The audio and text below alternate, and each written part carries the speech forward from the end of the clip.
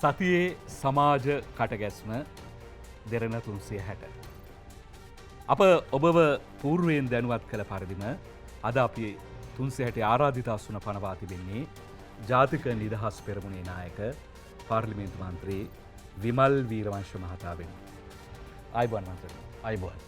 දැන් මන්ත්‍රීතුමා ඊයේ සහ අද ප්‍රවෘත්ති ලෝකයේ ප්‍රධාන ප්‍රවෘත්තිය බවට පත් වුණේ අසාදු ලේඛන ගත කර තිබෙන ද්‍රවිඩ සංවිධාන 6ක් සහ පුද්ගලයන් 316ක් ඒ තහනම ඉවත් කරලා උන්ට රිසිසේ ශ්‍රී ලංකාව තුළ කටයුතු කරන්නට ඉඩ සලස්වා දුන්නයි කියන ප්‍රවෘත්තිය. දැන් අපිට ওই ප්‍රවෘත්තියත් එක්ක මතක් වෙනවා අර රනිල් ඩලස් ජනාධිපතිවරණ සටනේදී රනිල් වික්‍රමසිංහ මහතාට සහාය දෙන්නට ඉදිරිපත් වුණු සී.වී. විග්නේශ්වරන් මහතා මාධ්‍යවේදීන් ඉදිරියේ කරන්නා වූ ප්‍රකාශයක්. අප කොන්දේසි සහිතවයි රනිල් වික්‍රමසිංහ මහතාට සහාය දෙන්නේ. ඔහු කියනවා LTTE සැකකරුවන් මුදා හැරීම යනාදිය කියන එක ඔහු හිස්තැනක් විදිහට තියෙනවා. අපිට හිතුණා මේ යනාදියද ක්‍රියාත්මක වෙන්නේ කියලා. මොකද සී.වී. විග්නේශ්වරන් මහතාගේ CV එක ගැන අපට සහ ජනතාවට ප්‍රශ්න තියෙන නිසා. මොකද ජාතික නිදහස් පෙරමුණේ කියවීම මේ තහනම් ඉවත් කිරීම පිළිබඳ. අපි ඉන්නේ නිදහසෙන් පස්සේ අපි මුහුණ දෙන දරුණුතම ආර්ථික අර්බුදයේ හමුවේ මැද්දේ ඉන්නේ. මේ අර්බුදයේ ඇත්ත පීඩනය තාම අපි භුක්ති විඳින්නේ නැහැ. සමහරු කියයි එහෙම කොහොමද කියන්නේ භුක්ති විඳිනවා කියලා. නෑ මීට වඩා මීට අදාළ පීඩනය වර්ධනය වීමක් අපිට තව අත්විඳින්න වෙනවා.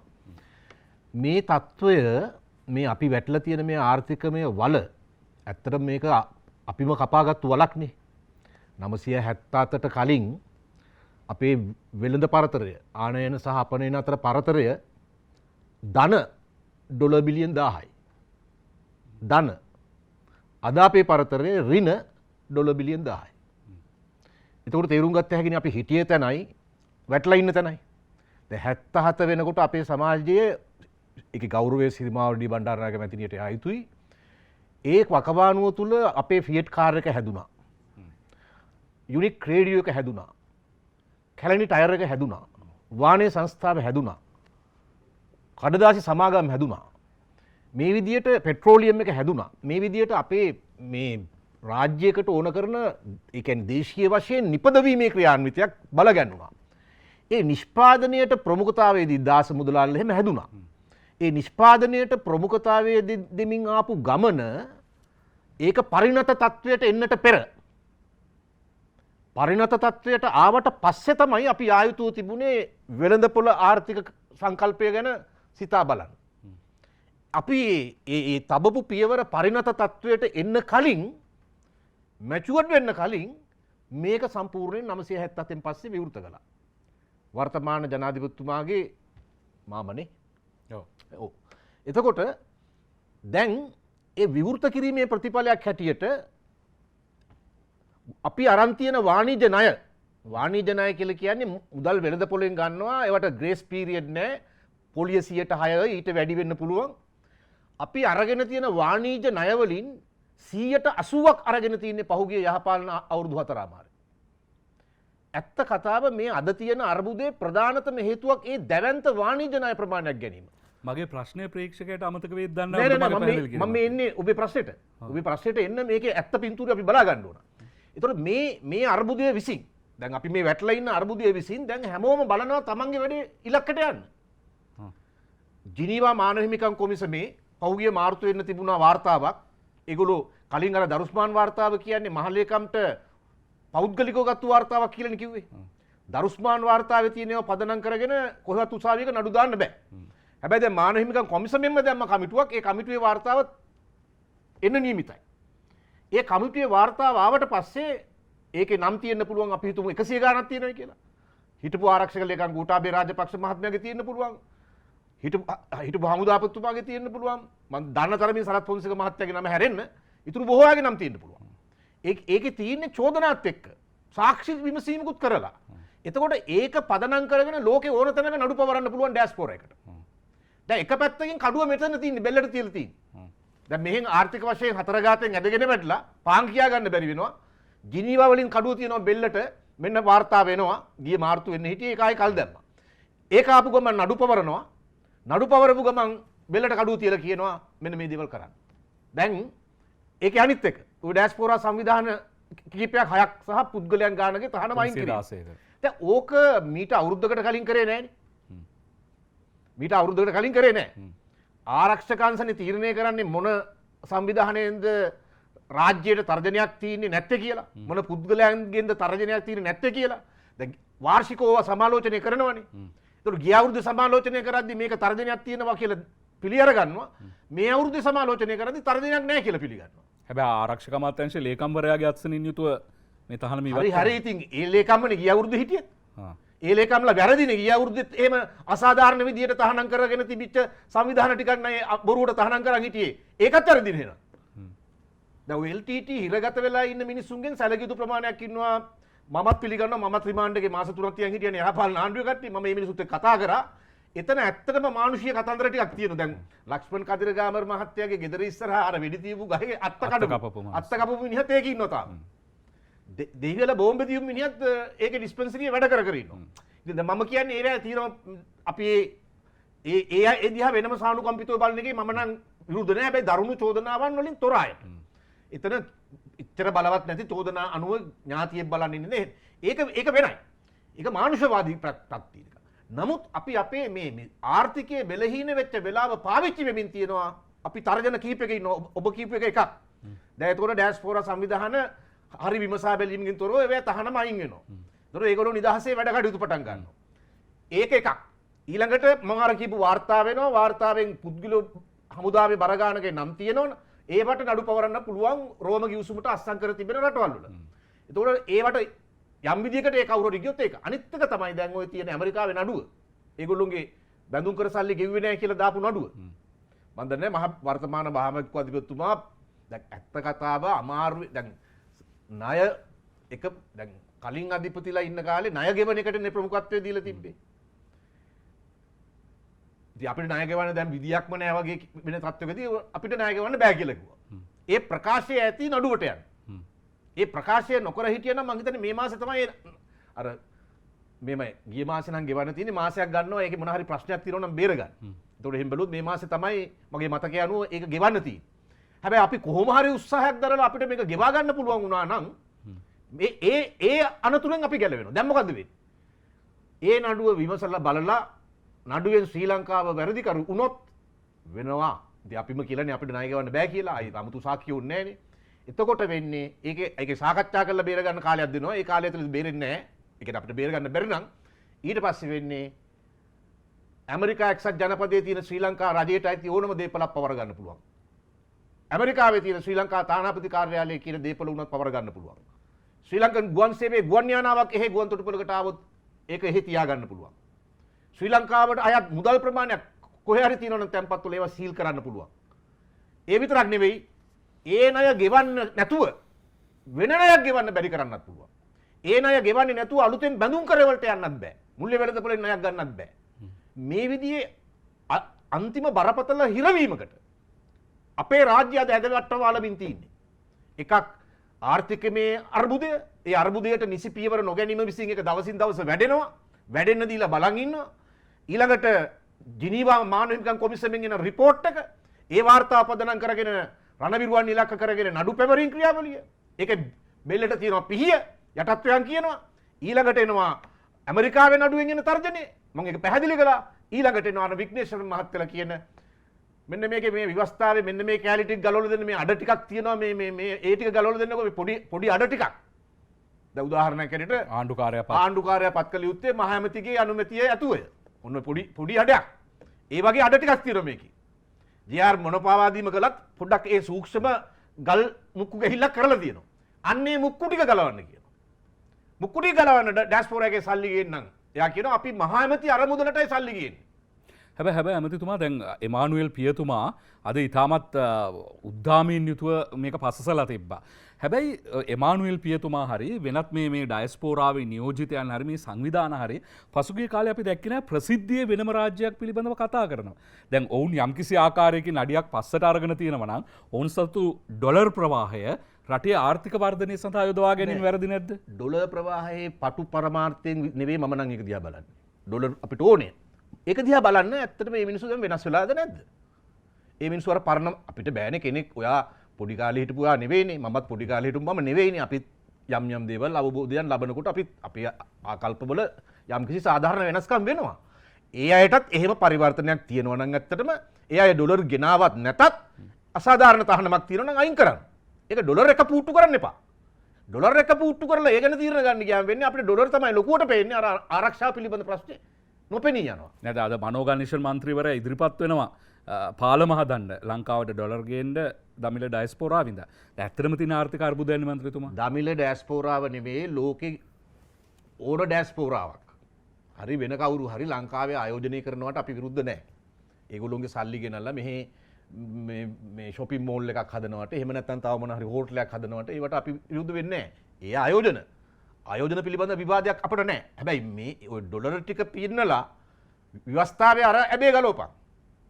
ඒක ගැලුවොත් තමයි අපි ඩොලර් ගේන්නේ. අන්න එතෙන්ට මේ වට්ටන්න යන්නේ මම මේකයි කියන්නේ. එතනට වට්ටන ඒ කියන්නේ අර නිකන් අර එළුවත් එමෙනකොට නරියට දුකයිලුනේ. එමු නේද ගුහාව ඇතුළට කියලානේ කියන්නේ. ඒ චරිත ටික තමයි දැන් නිර්මාණය වෙලා තියෙන්නේ. ඉතින් මම කියන්නේ අපි අපේ ආර්ථිකය මෙතෙන්ට වැටෙන්න බලපාපු ඇත්ත හේතු වලට තාමත් උත්තර දෙන්නේ නැහැ. මේක අයහල යන්නේ තාම. දැන් වර්තමාන ජනාධිපතිවරයා කලින් අගමැති දැන් ජනාධිපති මොකක්වත් මට නම් අලුත් පියවරක් ගත්ත බව පේන්නේ නැහැ. අර ගෑස් ටික ආවා තෙල් යම් ප්‍රමාණයකට කළමනාකරණය වෙනවා වගේ පේනවා. කොයිතරම් දුරක් දක්වාද මම දන්නේ නැහැ. ඒ ඇරෙන්න එතුමම කියනවා විදුලිය කප්පාදු කරන ප්‍රමාණය අඩු උනායි කියලා. දැන් හෙට ඉඳන් මම ආයි වැඩි වෙනවා. ඊළඟට තොග මිල මොනවාද අඩු වුණා. මම දන්නේ ඒක කොහොම අඩු වුණාද කියලා. ලෝණු අර්ථාපල් පරිප්පුවල තොග මිල අඩු වුණා. ඔය වගේ ටිකක් ඇරෙන්න මේ අර්බුදයෙන් එළියට එන්න ගත්තු නිශ්චිත පියවර මොනවත් නැහැ. ඒ කියන්නේ අපි කොහොමද විදේශ ප්‍රේෂණ උපරිමයෙන් ගෙන්න ගන්නේ? අපි කොහොමද අපේ කර්මාන්තකරුවන් විදේශ වෙළඳපොළට විකුණන නිෂ්පාදන වලින් උපයන මුළු ධනය ඇත්ත කතාව මුළු ධනය මේ රටට ආවනම් ණය ගෙවා ගන්න බෑ ඉතුරු ටික මැනේජ් කරගත්ත හැකි. මං කියන්නේ කර්මාන්තකරුවන් එහි නිෂ්පාදනය අලි කරලා ගේන එක විතරක් නෙවෙයි. සාමාන්‍යයෙන් අපි ආර්ථික කරුණු වලට යමු. ඊට ඉස්සෙල්ලා දැන් කෙනෙකුට තර්ක කරන්න පුළුවන් CV විග්නේශ්වරන් සහ මේ සුමන්දිරන් කියන්නේ එකම කාසියක දෙපැත්තක් කියලා. ඉතිහාසය බැලුවාම ඔවුන්ගේ අදහස් දැක්වීම බැලුවාම හිටගෙන ඉන්න තැන බැලුවාම බොහෝ සමානකම් තියෙනවා. එතකොට දැන් සුමන්දිරන් මහත්තයා ඩලස් අලහප්පෙරුම කඳවුරට උදව් කරන්නේ මොන කොන්දේසි මතද? දැන් විග්නේශ්වරන් මහත්මයාගේ කොන්දේසි වගේ කොන්දේසි දැම්මේ නැහැ. අලහප්පෙරුම මහත්තයාගෙන් ඔගොල්ලෝ අහන තිබ්බනේ මම දැන් සතියකට දෙකකට කලින් ආවනේ. මොකද මේ සාකච්ඡාවලට අපි සම්බන්ධුනේ නැහැ. අපේක්ෂකයා හැටියට එතුමා තමයි සම්බන්ධුනේ. අපි කවුරුත් එකට මම නම් එකට කොහෙත්ම සම්බන්ධුනේ නැහැ. මම දන්න තරමින් එහෙම මොනවත් කොන්දේසි වලට එකග වීමක් වෙලා නැහැ. ඒක තමයි මට තියෙන අවබෝධය. එහෙම කොන්දේසි වලට එකග වුණා නම් විග්නේශ්වරන් මහත්මයාලගේ පැත්තෙන් සුමන්තිරන් මහත්මයාලගේ පැත්තෙන් ඕක රටට නොකිය ඉන්නෙත් නැහැ. අඩු ගානේ ඉංගියක් හරි දෙනවා. ඉතින් එහෙම වෙලත් නැහැ. ඒ නිසා එතන එහෙම කොන්දේසි පිළිබඳ ප්‍රශ්නයක් තියෙනවා කියලා මට පේන්නේ නැහැ. දැන් කාලයක් තිස්සේ ඔබතුමාලගේ වේදිකාවෙන් ඇහුණු කතාවක් තමයි රනිල් වික්‍රමසිංහ කියන්නේ දොන්ජුවන් ධර්මපාල කියලා. දැන් ඒකට නිදර්ශන පෙන්වුවා. රනිල් වික්‍රමසිංහ මහත්මයා වරක් කියනවා තොප්පිගල කියන්නේ කැලෑවක් කියලා. දැන් ওই ප්‍රකාශවලට අමතරව ඔහු ඉන් ඔබට ගිහිල්ලා LTT සංවිධානය සමග සාමගි විසුමකට එළඹෙනවා. දැන් මේ දොන්ජුවන් ධර්මපාල යම්කිසි ආකාරයකින් පෞසෝදා ගැනීමක් නිර්දෝෂී වීමක් වෙලා තියෙනවද කියලා හිතනවා. ඔබතුමා ජනාධිපතිවරයාට යවන්නා වූ ලිපියේ එක වාක්‍යයක් දැක්කහම ඒකේ තියෙන අවසන් පැයේදී හෝ ඓතිහාසික වැරදි නිවැරදි කිරීමට ලැබී ඇති අවස්ථාව ප්‍රයෝජනයට ගනිමින් අර්බුදය විසඳීම සඳහා සමාජ කිවිසුමක් ඇති කර ගැනීමට දූරදර්ශී විය යුතු බව ඔබතුමා විසින් අවංකව එම දෙවන උපාය මාර්ගික ප්‍රවේශය තෝරන තත්වයක් තුළ පටු වාද විවාද වලින් තොරව ඊට මඟ පෙන්වීම සඳහා අපි ඉදිරිපත් වෙමු. කොහොමද දොන්ජුවන් ධර්මපාල ගැන මෙච්චර ඉක්මනට විශ්වාසයක් නිර්මාණය? කවුද කියන්නේ විශ්වාස කළා කියලා? දැන් ඕක කියලා තියෙනවද අතිගරු ජනාධිපතිතුමනි ඔබතුමාව අපට මාර විදියට විශ්වාසය ඔබේ විශ්වාසය කොච්චර වැඩි දෙයක් අපිට දැන් මේ වෙලාවේ ටක් ගාලා ඇවිල්ලා ආණ්ඩුවේ ඇමතිකමක් ගන්න හිතෙනවා එහෙමකුත් තියෙනවද ඕකේ? පටු වාද විවාද වලින් තොරව ඊට මඟ පෙන්වීම සඳහා අපි ඉදිරිපත් වෙමු. ඔව්. එයි ඒකේ වරද මොකද්ද? මේකේ ඉන්නේ දොන්ඩුවන් ධර්මපාල පෙරිය බණ්ඩාර නම් ඒ පෙරිය බණ්ඩාරගේ අතින් හරි මේක ගොඩ දා ගන්න පුළුවන් නම් අපි ඒක ඕනේ නැහැ කියලා කියන්නේ නැහැ. ඒ කියන්නේ මෙහෙමයි. අපිට තියෙන විනිශ්චයක් තියෙනවා මේ ජනාධිපතිවරයා ගැන. ඒ විනිශ්චය බාධාවක් කරගන්නේ මේ යතුරු මේ වෙලාවේ මේ හිර වෙලා තියෙන තැනින් එළියට එන්න. පොටක් පාද ගන්න පුළුවන් නම්. මෙහෙමනේ අපේ ඉතිහාසෙත් තියෙනවානේ. ඔබ දොන්දුවල් ධර්මපාල කිව්වට වඩා කොනප්පු බණ්ඩාර කිව්වොත් ඒත් හොඳයිනේ. නෑ නෑ ඒක දේශපාලනිකයි. ඇයි? දැන් ඔබතුමා අද කොනප්පු බණ්ඩාර කියලා ඊට පස්සේ මාසිකින් විතර කියන්න පුළුවන් මෙන්න කොනප්පු බණ්ඩාර විමල ධර්මසූරිය වුණා කොනප්පු බණ්ඩාරගේ දොන්දුවන් ධර්මපාලගේ ලොකු වෙනසක් නැහැනේ. නෑ ඒ වුණාට කොනප්පු බණ්ඩාර විමල ධර්මසූරිය වෙනවනේ. නෑ නෑ විමල ධර්මසූරිය වෙන්නේ පස්සේනේ. ඒත් නිකන් නෙවෙයි උනේ. උඩරට ප්‍රභූ පැලැන්තියේ බලපෑමෙන්. ඔව්. එයා මේ එයාත්මය අනේ මම කොනප්පු බණ්ඩාරාත්මයෙන් ගැලවෙන්න ස්වයංමාර ආසාවක් පැන්න කියලා වෙච්ච එකක් නෙවෙයි. ඉතිහාසය අධ්‍යයනය කරාම හොඳට පේනවා ඒක උඩරට ප්‍රභූ පැලැන්තියෙන් ආපු බලපෑම. ඒතකොට දෝන කතිරනාවත් අරගෙන ගියේ අඩුපාඩුව මකා ගන්නනේ. මම කියන්නේ මෙයා විමල ධර්මසූරිය වෙනවයි කියලා නෙවෙයි. නෑ නෑ මන්ත්‍රී ජනාධිපති විමල ධර්මසූරිය වෙනවයි කියලා නෙවෙයි මම මේ කියන්නේ. ඔහුට අවස්ථාවක් තියෙනවා විමල ඒ ධර්මසූරිය. චරිතයට මෙයා අඳිනවයි කියලා මම කියන්නේ නැහැ. ආ. හැබැයි ඕන්නම් කොනප්පු බණ්ඩාරට විමල ධර්මසූරිය වෙන්න පුළුවන් වුණා වගේ. කොනප්පු බණ්ඩාර කියන්නේ පෘතුගීසි කඳවුරේ ගෑරුප්පෙන් කනබුන ඒ සංස්කෘතිය ඒ ජීවිතය එහෙම් පිටින් භුක්ති විඳපු කෙනෙක්. එතකොට එයාටත් පුළුවන් වුණා නම් එයා උඩරට අල්ලන්න ආවේ කොනප්පු බණ්ඩාර හැටියෙන්නේ. නේද?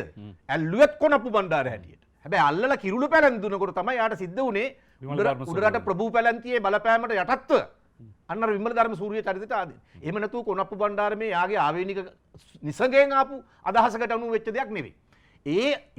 ඉතිහාසයේ කොනප්පු බණ්ඩාරලට තියෙනවනම් යම්කිසි එහෙම ඉඩක්. එහෙම අංශුමාත්‍රික ඉඩක් දැන් ඉන්න කොනප්පු බණ්ඩාරලට නැtei කියලා කියනවනම් අපි ඒක වැරදි. හැබැයි මට පේන්නේ නෑ මේ කොනප්පු බණ්ඩාර විමල ධර්මසූරියට අදිනවා කියලා මට නම් පේන්නේ නෑ. ඒක පේන්නේ නෑ කොහෙත්.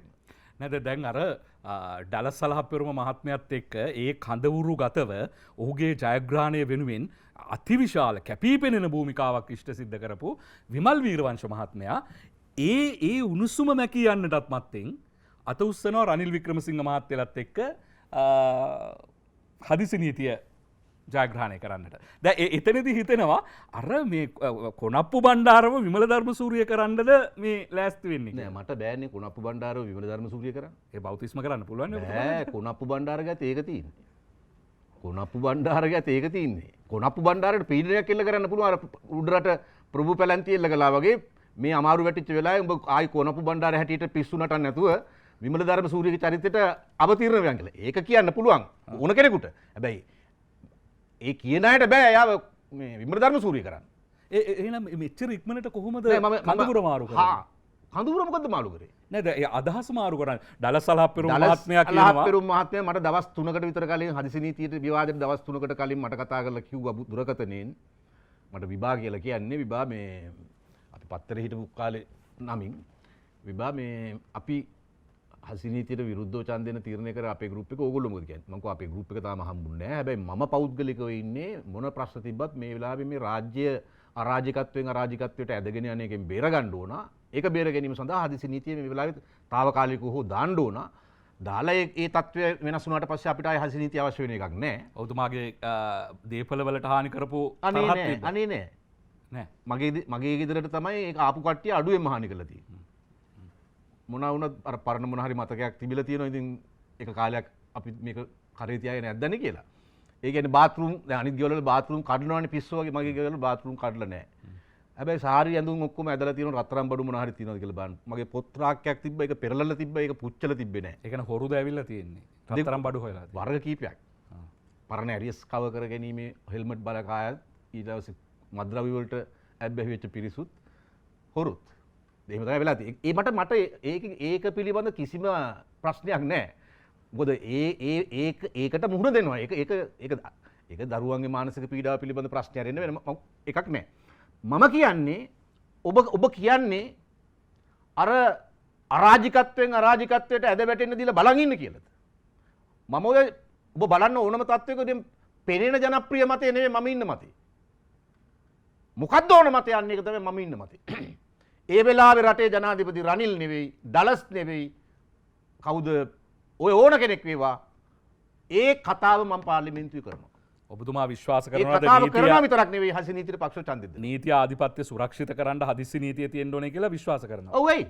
හැබැයි සාමාන්‍ය නීතිය යටතේ පොලිසිය අය බලන් ඉන්නවනේ. හැබැයි නීතිය පිළිබඳ මහාචාර්යවරයෙක් වෙන ජී.එල්. පීරිස් මහත්මයා කියනවා සාමාන්‍ය නීතිය ප්‍රමාණවත් කියලා මේ තත්ත්වය කළමනාකරණය කරගන්න. එතුමා පොලිසිය භාර ඇමතිකම අරගෙන අර දවස් ටිකේ කළමනාකරණය කරලා පෙන්නන්න තිබ්බනේ. ඔය පොත් කතන්දරයක් නෙවෙයි කියන්නේ. එතුමා උසාවි ගිය නීතිඥයෙක් නෙවෙයිනේ.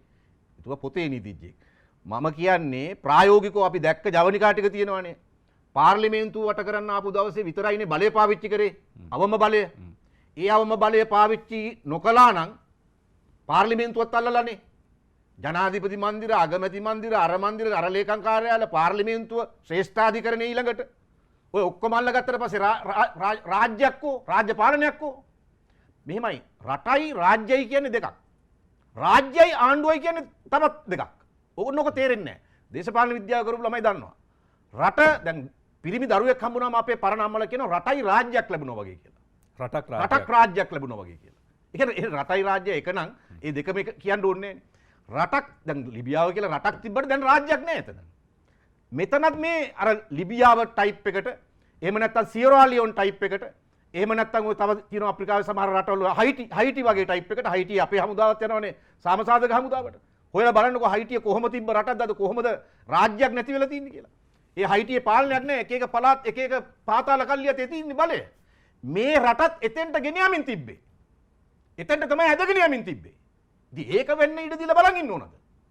මේ රටත් අපට ඕන, රාජ්‍යත් අපට ඕන. රාජ්‍යයි ආණ්ඩුවයි කියන්නේ දෙක. රාජ්‍ය රකින්න තමයි තාවකාලික බාරකාරයෙක් ඉන්නේ ආණ්ඩුවක් කියලා. එයා පහෙන් පහට වෙනස් වෙනවා. රාජ්‍ය පහෙන් වෙනස් වෙන්නේ පහෙන් පහට. රාජ්‍ය පවතිනවා. දැන් මේ රාජ්‍ය බිඳ වැටුනොත් මේ රාජ්‍යයේ තියෙන මුල්ගල් 4-5 ගැලවුනොත් අපි හයිටියක් වෙනවා. අපි ලිබියාවක් වෙනවා. අපි සියරා ලියෝන් එකක් වෙනවා. එතෙන්ට මේ රට වැටෙන්න නොදී ආරක්ෂා කර ගැනීම රාජ්‍ය ඒක අවම යුතුයකම සහ අවම කොන්දේසිය. ඒ යුතුයකම හා ඒ කොන්දේසිය තමයි මම හදිසි නීති විවාදයට කතා කරලා විතරක් නෙවෙයි අපේ മന്ത്രിවරු ඡන්දය දීලා ඒ පෙන්නුවේ ඒක. එහෙම නැතුව මේ වික්‍රමසිංහ මහත්තයාගේ ආණ්ඩුවේ මේ ඇමති කට්ටක් ගිහිල්ලා සුප්පු කරන්නේ නෙවෙයි. එහෙම ආරාධනා ඕන තරම් තිබ්බට අපි 7-5කට තුට්ටුවකට මායින් කරන්නේ නැහැ. අපි ඇමතිකම් තියාගෙන ඉඳලා එළියට ආපු මිනිස්සු. දැන් මට මතකයි දැන් මේ කතාව අහලා ඕ විමල් විරවංශර නඩු තියෙනවනේ ඉතින් නඩු බේර ගන්න යන්න ඕන වෙලා ඇතිනේ කියලා කවුද JVP කෙනෙක් කිව්වා. ඉතින් මට නඩු තියෙද්දිනේ අරගෙන එළියට ආවේ. එතන හොඳට බලය උපරෙමින් තියෙද්දිනේ. ඒ නඩු ගැන හිතලා හිටිය නම් එහෙනම් තාම ඉන්නවනේ එතන läගගෙන. නඩු වලට බෑ අපේ දේශපාලන තීරණ වෙනස් කරන්න. මේ තීරණේ නඩු කතාවකට නෙමෙයි මේ තමයි අපිට පැවරලා තියෙන අනික ඔයා හොඳට හිතලා බලන්න මේ රටේ බහුතරය මිනිසුන්ගේ හඬ එන්නේ නැහැ. ඒ අයගේ හිත ඇතුලේ තිබිච්ච කතාව තමයි මම මේ කරේ. අරගලයට ගිය මිනිස්සුත් භාගයකට භාගයක් ඒ හිත ඇතුලේ තිබිච්ච කතාව මම මේ කළේ. නෑ අරගලය ගැන කතා කරමු මන්ත්‍රීතුමා. දැන් ඊයේ පෙරටුගාමී සමාජවාදී පක්ෂය ඊයේ කියන්නේ ඊයේ නෙවෙයි අතීතයේදී පෙරටුගාමී සමාජවාදී පක්ෂයේ දොරට තට්ටු කරපු හදිසි නීතිය ඔබතුමාට මොකද තියෙන සහතිකයේ හිට ජාතික නිදහස් පෙරමුණේ දොරට තට්ටු නොකර ඉදී කියලා. මම කතාවේ මම කියනවා මේ අනුමැතිය දෙන්නේ මේක සාමාන්‍ය ජන ජීවිතයේ පීඩාවට පත් කිරීම සඳහා. සාමකාමී ප්‍රජාතන්ත්‍රවාදී අයිතිවාසිකම් සහ අරගල සාමකාමී පීඩාවට පත් කිරීම සඳහා යොදා ගත්තොත් ඊළඟ මාසේ අපි මේකට විරුද්ධව ඡන්ද දෙනවා. ඒ සදාචාර බැරියර් එකක් දාලා අපි කතාව කරේ. ඒ වගේම ඔය සටනට සහභාගී වෙච්ච අවංකව සහභාගී වෙච්ච හැම මිනිහෙකුටම ගෞරවය දීලා ඒක කළේ. හැබැයි ඒක ඇතුලේ ඉන්න කුමන්ත්‍රණකාරී පිරිසක් ඉන්නවා. ඒගොල්ලොන්ට ඕනේ මේ අවංකව ඇතිවෙච්ච මහජන විරෝධය, ඇති වුණු ආර්ථික පීඩනයත් එක්ක ආපු මහජන ආවේගය ඒත් පාවිච්චි කරන්න රාජ්‍ය බිඳවට්ටලා මේක තවත් හයිටියක්. ඒක තමයි බටහිර තානාපති කාර්යාලයට ඕනේ. ඔය සරත් පොන්සේක මහත්තයා තමයි ලංකාවේ සෙලෙන්ස්කි. එයා තමයි ලංකාවේ සෙලෙන්ස්කි. එතකොට ඒගොල්ලෝ දැන් ඇත්තටම මට පේන විදියට ඒගොල්ලොත් මේ වෙච්ච අවසානය ගැන සතුටු නෑ. කියන්නේ මේ රනිල්ගේ ඔළුවට මේක වැටිච්ච එක ගැන එච්චර සතුටක් තියෙන බව පේන්නේ නෑ. තාම කොහින්වත් ඇමරිකාවෙන්, ජර්මනියෙන්, යුරෝපා සංගමයෙන්, කොහින්වත් ෆ්‍රාන්සෙන් සුබපතල නිවේදන ආවේ නෑනේ. හරිනම් අපි කියන අර දොන්ජුවන් ධර්මපාල පෙරිය බණ්ඩාරට නම් පටපට ගාලා එන්න එපා. ඒ රටවල් ටිකෙන් සුබපැතුම් ආවේ නෑනේ. එතකොට මෙතන පොඩි වෙන විජ්ජුම්බරයකුත් පේනවා. ඒ කියන්නේ අරගොල්ලෝ මේ අරගලයේ ඇතුලේ මේක නිමාවට පත් කරන්න හිතාගෙන හිටිය තැනින් නෙවෙයි දැන් මේක නිමා වෙලා තියෙන්නේ. ඒ නිසානේ සමහරු කියන්නේ ඉවර නෑ අපි ආයෙත් කරනවා කියලා. හොඳයි. එහෙම කෙනෙක් කියනවා. අපි ඒ අදහසත් එක්කම විරාමෙන් පසුව හම්බෙමු.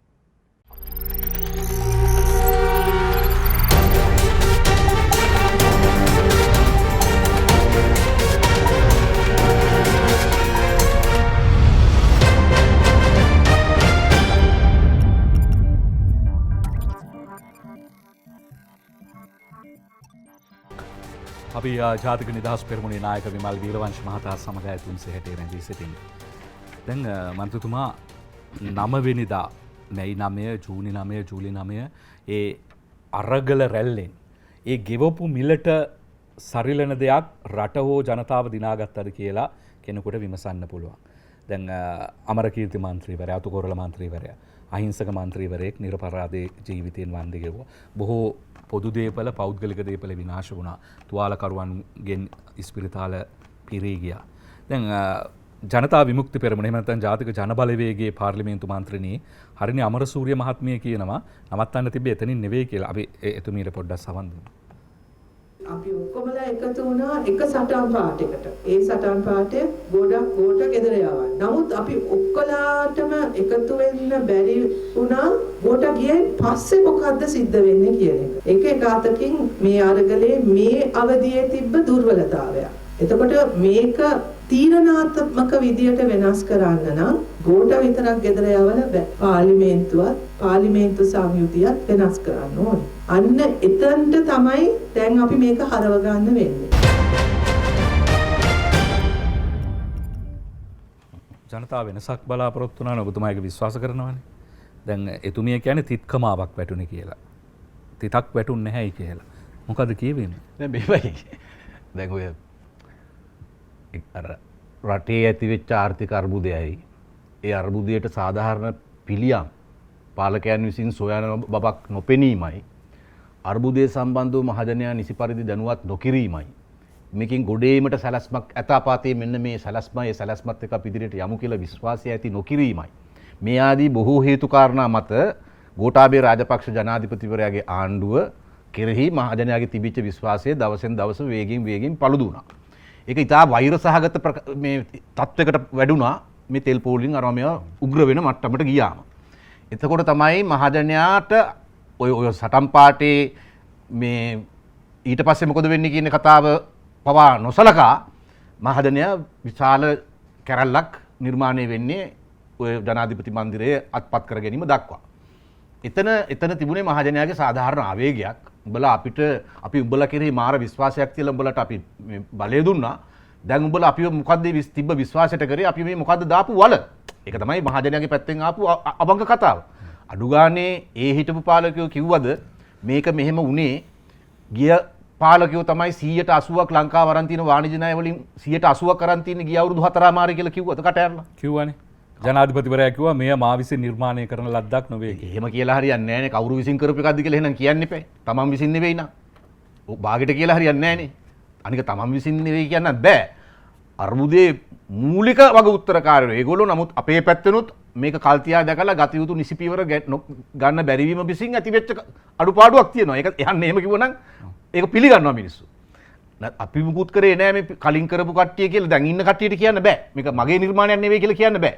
මගේ නිර්මාණයක් නොවුණත් මේක අරයා කරපු වැඩක් ඒත් මට වගකීමක් තියෙනවා මේක බේරන්න. එහෙමයි කියන්න ඕනේ. ඒක වෙන කතාවක්.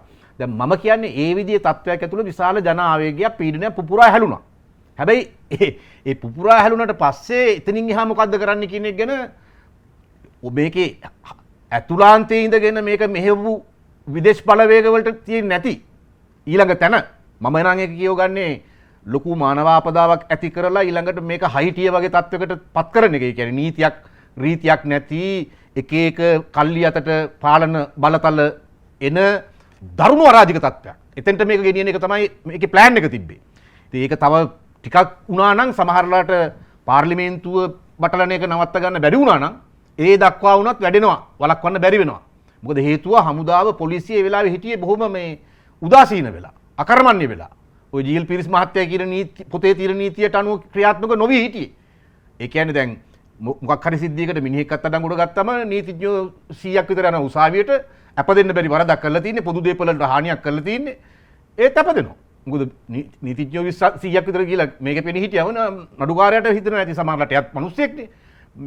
මේකට අප නොදුන්නොත් මගේ ගේත් ගිනි තියයි දන්නේ නැහැ කියලා හිතෙන්න පුළුවන්. දැන් අර බැසිල් රාජපක්ෂ ඔය මෑතක යන්න ගියානේ ඇමරිකාවට. එබිලේ අර හිටපු මේ ශ්‍රී ලංකන් එකේ කාන්තාවන් 3 දෙනෙක් ඒ රාජකාරිය නොකර අයින් වුණානේ. ඔබ දන්නවද ඒ අයින් වුණේයි කියලා? ඒ ළමයි 3 දෙනා ඉස්සරහට කෙනෙක් ආවා. එතන එයාපෝට් එකේ හිටපු මෙහෙම ෆෝන් එකෙන් ෆොටෝ ගත්ත 3 දෙනාගේ. අපි ගාව තියෙනවා මේ පින්තූර යන්න දුන්නොත් අපි බලා ගන්නම් ගෙවල් දොරවල් ගැන. ඒක තමයි කිව්වේ. ඉතින් කිව්වට පස්සේ ඒ තරුණයන්ට සාධාරණ බයක් ඇති වුණා. යකෝ රටේ මැති ඇමතිලාගේ ගෙවල් තුන්ට බේර ගන්න බැරි නම් අපේ ගෙවල් කොහොමද බේරගන්නේ කියන ප්‍රශ්නේ ඇති වුණා. ඒගොල්ලෝ ටක් ගාලා එතනින් අයින් වුණා. ඒක අනුව වැසිල් රාජපක්ෂට යන්න බැරි වුණා. ඇත්තටම මේ යුද්ධයට එදා යන්න දුන්නා නම් ලොකු දෙයක්. මොකද ඇමරිකාවේද කොහෙද ගියත් වැඩක් නැහැ. නීතියක් තියෙනවා. එක්සත් ජාතීන්ගේ සංවිධානයට අදාළ පනතක් තියෙනවා. මට ඒ පනත හඳුන්වන්න නම මතක නැහැ. ඒ කියන්නේ මේ පනත අපි මෙහි සම්මත කරොත් එක්සත් ජාතීන්ගේ සංවිධානය තමන්ගේ වියදමින් හොයනවා වෙන රටවල් වල අපේ කවුරු හරි හොරකම් කරලා වෙන රටවල් වල සල්ලි ගබඩා කරලා තියෙනවා නම් ඒව අරන් දෙනවා. ඔබතුමා කියන්නේ 58 ඇලීරක් 0.2 කියන එක්සත් ජාතීන්ගේ ප්‍රඥප්තිය. රටවල් 189ක්. ඒක අපි මෙහි බලාත්මක කරන්න ඕන. ඔව් අවුරුදු 13කට ඉස්සලා අපි ඒකට එළඹිලා තියෙනවා. එළඹිලා තියෙනවා නමුත් පනත සම්මත කළා නැහැ. ඔව්. හරි. මම දන්න විදිහට කෙටුම්පත් කළා තියෙනවා. ඔව් හරි. ඉතින් මේ පනත ගෙනල්ලා සම්මත කරා නම් එතකොට මේ රටේ හොරකම් කරලා සල්ලි පිටරට තියාගෙන ඉන්නේ කවුරු වුණත් මේ රටේ ඉන්න කෙනෙක් වුණත් වෙන රටක ඉන්න කෙනෙක් වුණත් එයා ඒ වෙලාවට ඒව හොයාගන්න පුළුවන්. දැන් නමුත් අර බිය ගැන්වීම. එතන තියෙන්නේ ත්‍රස්ත මැදිහත් වීමක්. බිය ගැන්වීම කියන්නේ ත්‍රස්ත ක්‍රියාවක් නෙවෙයිද? මානසික බාධා පමුණුවන්නේ. දැන් ඒ ළමයි තුන්දෙනාට රාජකාරිය කරන්න බාධාවක් ඇති වුණා. ඒ ගිනිතියයි කියලා හිතුණා. එහෙම තත්වයක් නේ තිබ්බේ. ඉතින් මම කියන්නේ ඒ අරාජිකත්වයෙන් අරාජිකත්වයට යන්නේක නවත්තන්න ඕනනේ. ඒකට ඉඩ දෙනවා නම් වැරදීනේ. ඒකෙන් කියවෙන්නේ අර සාධාරණ ආවේගකට ආපු පොලිසියට මල් දීලානේ පටන් ගත්තේ මේක. ඒකනේ ආදරේ අරගලය කිව්වේ. අන්තිමට පාර්ලිමේන්තුව ගාව යුද හමුදාවෙන් ඔලු පළලනේ යකඩ පොළු වලින් ගහලානේ ආයුධ දෙකකුත් අරගෙනනේ මේක ඉවර වුණේ. ඉතින් එහෙම වෙද්දී රාජ්‍යයට අත්වෙන ඉරණම ගැන හිතන්න අපිට වෙනවනේ.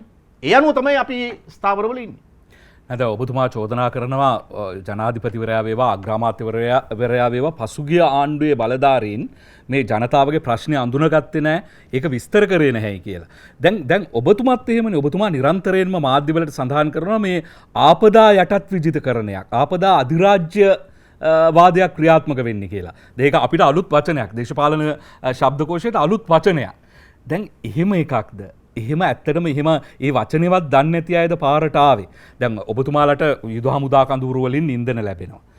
පොදු ජනතාවට එහෙම නෙමෙයි. මගේ වාහන වලට කිසිම යුද හමුදා ඉන්ධන පිරවුම් වලකින් මම කොයි වෙලාවකවත් තෙල් ගහලා නැහැ. අපි විදුලි බල හා බලශක්ති අමාත්‍යවරයාගෙන් අහුවාම ඔහු කියන්නේ පාර්ලිමේන්තු මන්ත්‍රීවරුන්ට හරි මන්ත්‍රීවරු ගහ ගන්නවා මම ගහලා නැහැ කියලා කියන්නේ. හරි. මගේ පාවිච්චි කරන එක වාහනයකටවත් මෙතෙක් එක වාහනයකට ඇර කිසිම වාහනයකට මෙතෙක් ගහලා නැහැ. දැන් මන්ත්‍රීතුමා ඔබතුමා පිළිගන්නවනේ ජනතාව දවස් 6-7 පෝලිං වල හිටියා. ගෑස් ටික නෑ, ඖෂධ ටික හොයාගන්න නෑ. අර්බුද රාශියක්. ඒ කියන්නේ රැකියා හෙට අහිමි වේද කියලා දන්නේ නෑ. දැන් එහෙම ඉන්න අය කුමන්ත්‍රණකාරීන් වෙන්නේ කොහොමද? අර වගේ ආපදා අධිරාජ්‍යවාදී වගේ බොහොම බරපතල මේ සංකල්පයක කොටස්කාරය වෙන්නේ කොහොමද? ඔය ආපදා අධිරාජ්‍යවාදී කියන්නේ මම හොයාගත්තු සංකල්පයක් නෙවෙයි. ලෝකේ පර්යේෂකයෝ ගොඩක් හදාරලා තියෙන කෘතීන් ලියලා තියෙන ඒ වගේම ඒ ආපදා අධිරාජ්‍යවාදයේ ක්‍රියාත්මක වෙච්ච වෙනත් රටවල් වල අත්දැකීම් හරහා කරලා තියෙන විශ්ලේෂණයක්. දැන් ලිබියාව අල්ලගත්තේ ආපදා අධිරාජ්‍යවාදයේ නෙවෙයිද? මේ හොඳට තිබ්බ රටක් නේ. ආයුධ දුන්නා බෙන්ගාසි කැරලිකාරයන්ට ගැටුම පටන් ගත්තා. බාධා කළා ගුවන් සීමාව පාවිච්චි කරන්න ලිබියාවට. ඒ නිසා ගැටුම වර්ධනය වුණා. එමගින් ගඩාපිත් ලිබියානු රාජ්‍යත් සියල්ල ඉවර වුණා. එතන කරේ ආපදාව, මානව ආපදාව. මානව ආපදාව විසින් ඇති කර දුන්නා තෙල් නිදි ඔක්කොම ටික ඇමරිකානු සමාගම් වලට. ඇමරිකානු බ්‍රිතාන්‍යයේ වැඩේට සපෝට් කරපු කට්ටිය බෙදාගත්තා. දැන් එතන රාජ්‍යයක් නැහැ. ඊයේ පෙරේද පාර්ලිමේන්තුවත් ගිනි තිබ්බයි කියලා කියනවා. පාර්ලිමේන්තුව කොට ඉස්සරහ තියෙන මොකක් හරි ගිනි තියලා තියෙන්නේ. දැන් ඒක තමයි ඇත්ත කතාව. ඉතින් ආපදා අධිරාජ්‍යවාදී එක උදාහරණයක් විතරයි ලිබියාව. ලෝකේ ඕන තරම් තියෙනවා රටවල් විශේෂයෙන් මේක අත්දැක බලලා තියෙනවා අප්‍රිකානු රටවල් වල ගැටුම් අවුලවනවා අභ්‍යන්තර අවුල වර්ධනය කරනවා එමගින් මානව ආපදාව ඇති කරනවා මානව ආපදාව විසින් පාලනය නැති වෙනවා ඒ කියන්නේ රටේ නීති හා විධානය බිඳ වැටෙනවා බිඳ වැටුනම එක්සත් ජාතික සාමසාධක හමුදාවකට මේක ඇතුළට බින්න බලන හයිටියට එක්සත් ජාතික සාමසාධක හමුදාව බින්න බැස්සා වගේ මේකට එන්න පුළුවන් වෙනවා ඒකට යුක්තියුක්ත කරන සාධාරණීකරණය කරන තර්ක ටිකක් හැදෙනවා ඒ හින්දා හිතන්න එපා මේ ලෝකේ ඔය මේ දැන් එක්සත් ජාතීන්ගේ සාමසාධක හමුදාව බින්න බැහැලා තියෙන රටවල් මේ තමන් විහිම්ම නැති කරගත්තු රටවල් කියලා හිතන්න එපා. මේ කියන සහ සමාන මෙහෙයුම් ඒ රටවල් වල දියත් වෙලා තියෙනවා. දැන් බලන්න යුක්‍රේනයට මොකද උනේ? යුක්‍රේනය කලින් හිටිය ජනාධිපති මට නම මතක නැහැ. එයාගේ මේ එයා රුසියාවට මිත්‍රයි. කලින් සෝවියට් යුනියන් එක කාලේ ඉඳන් තිබිච්ච සම්බන්ධය.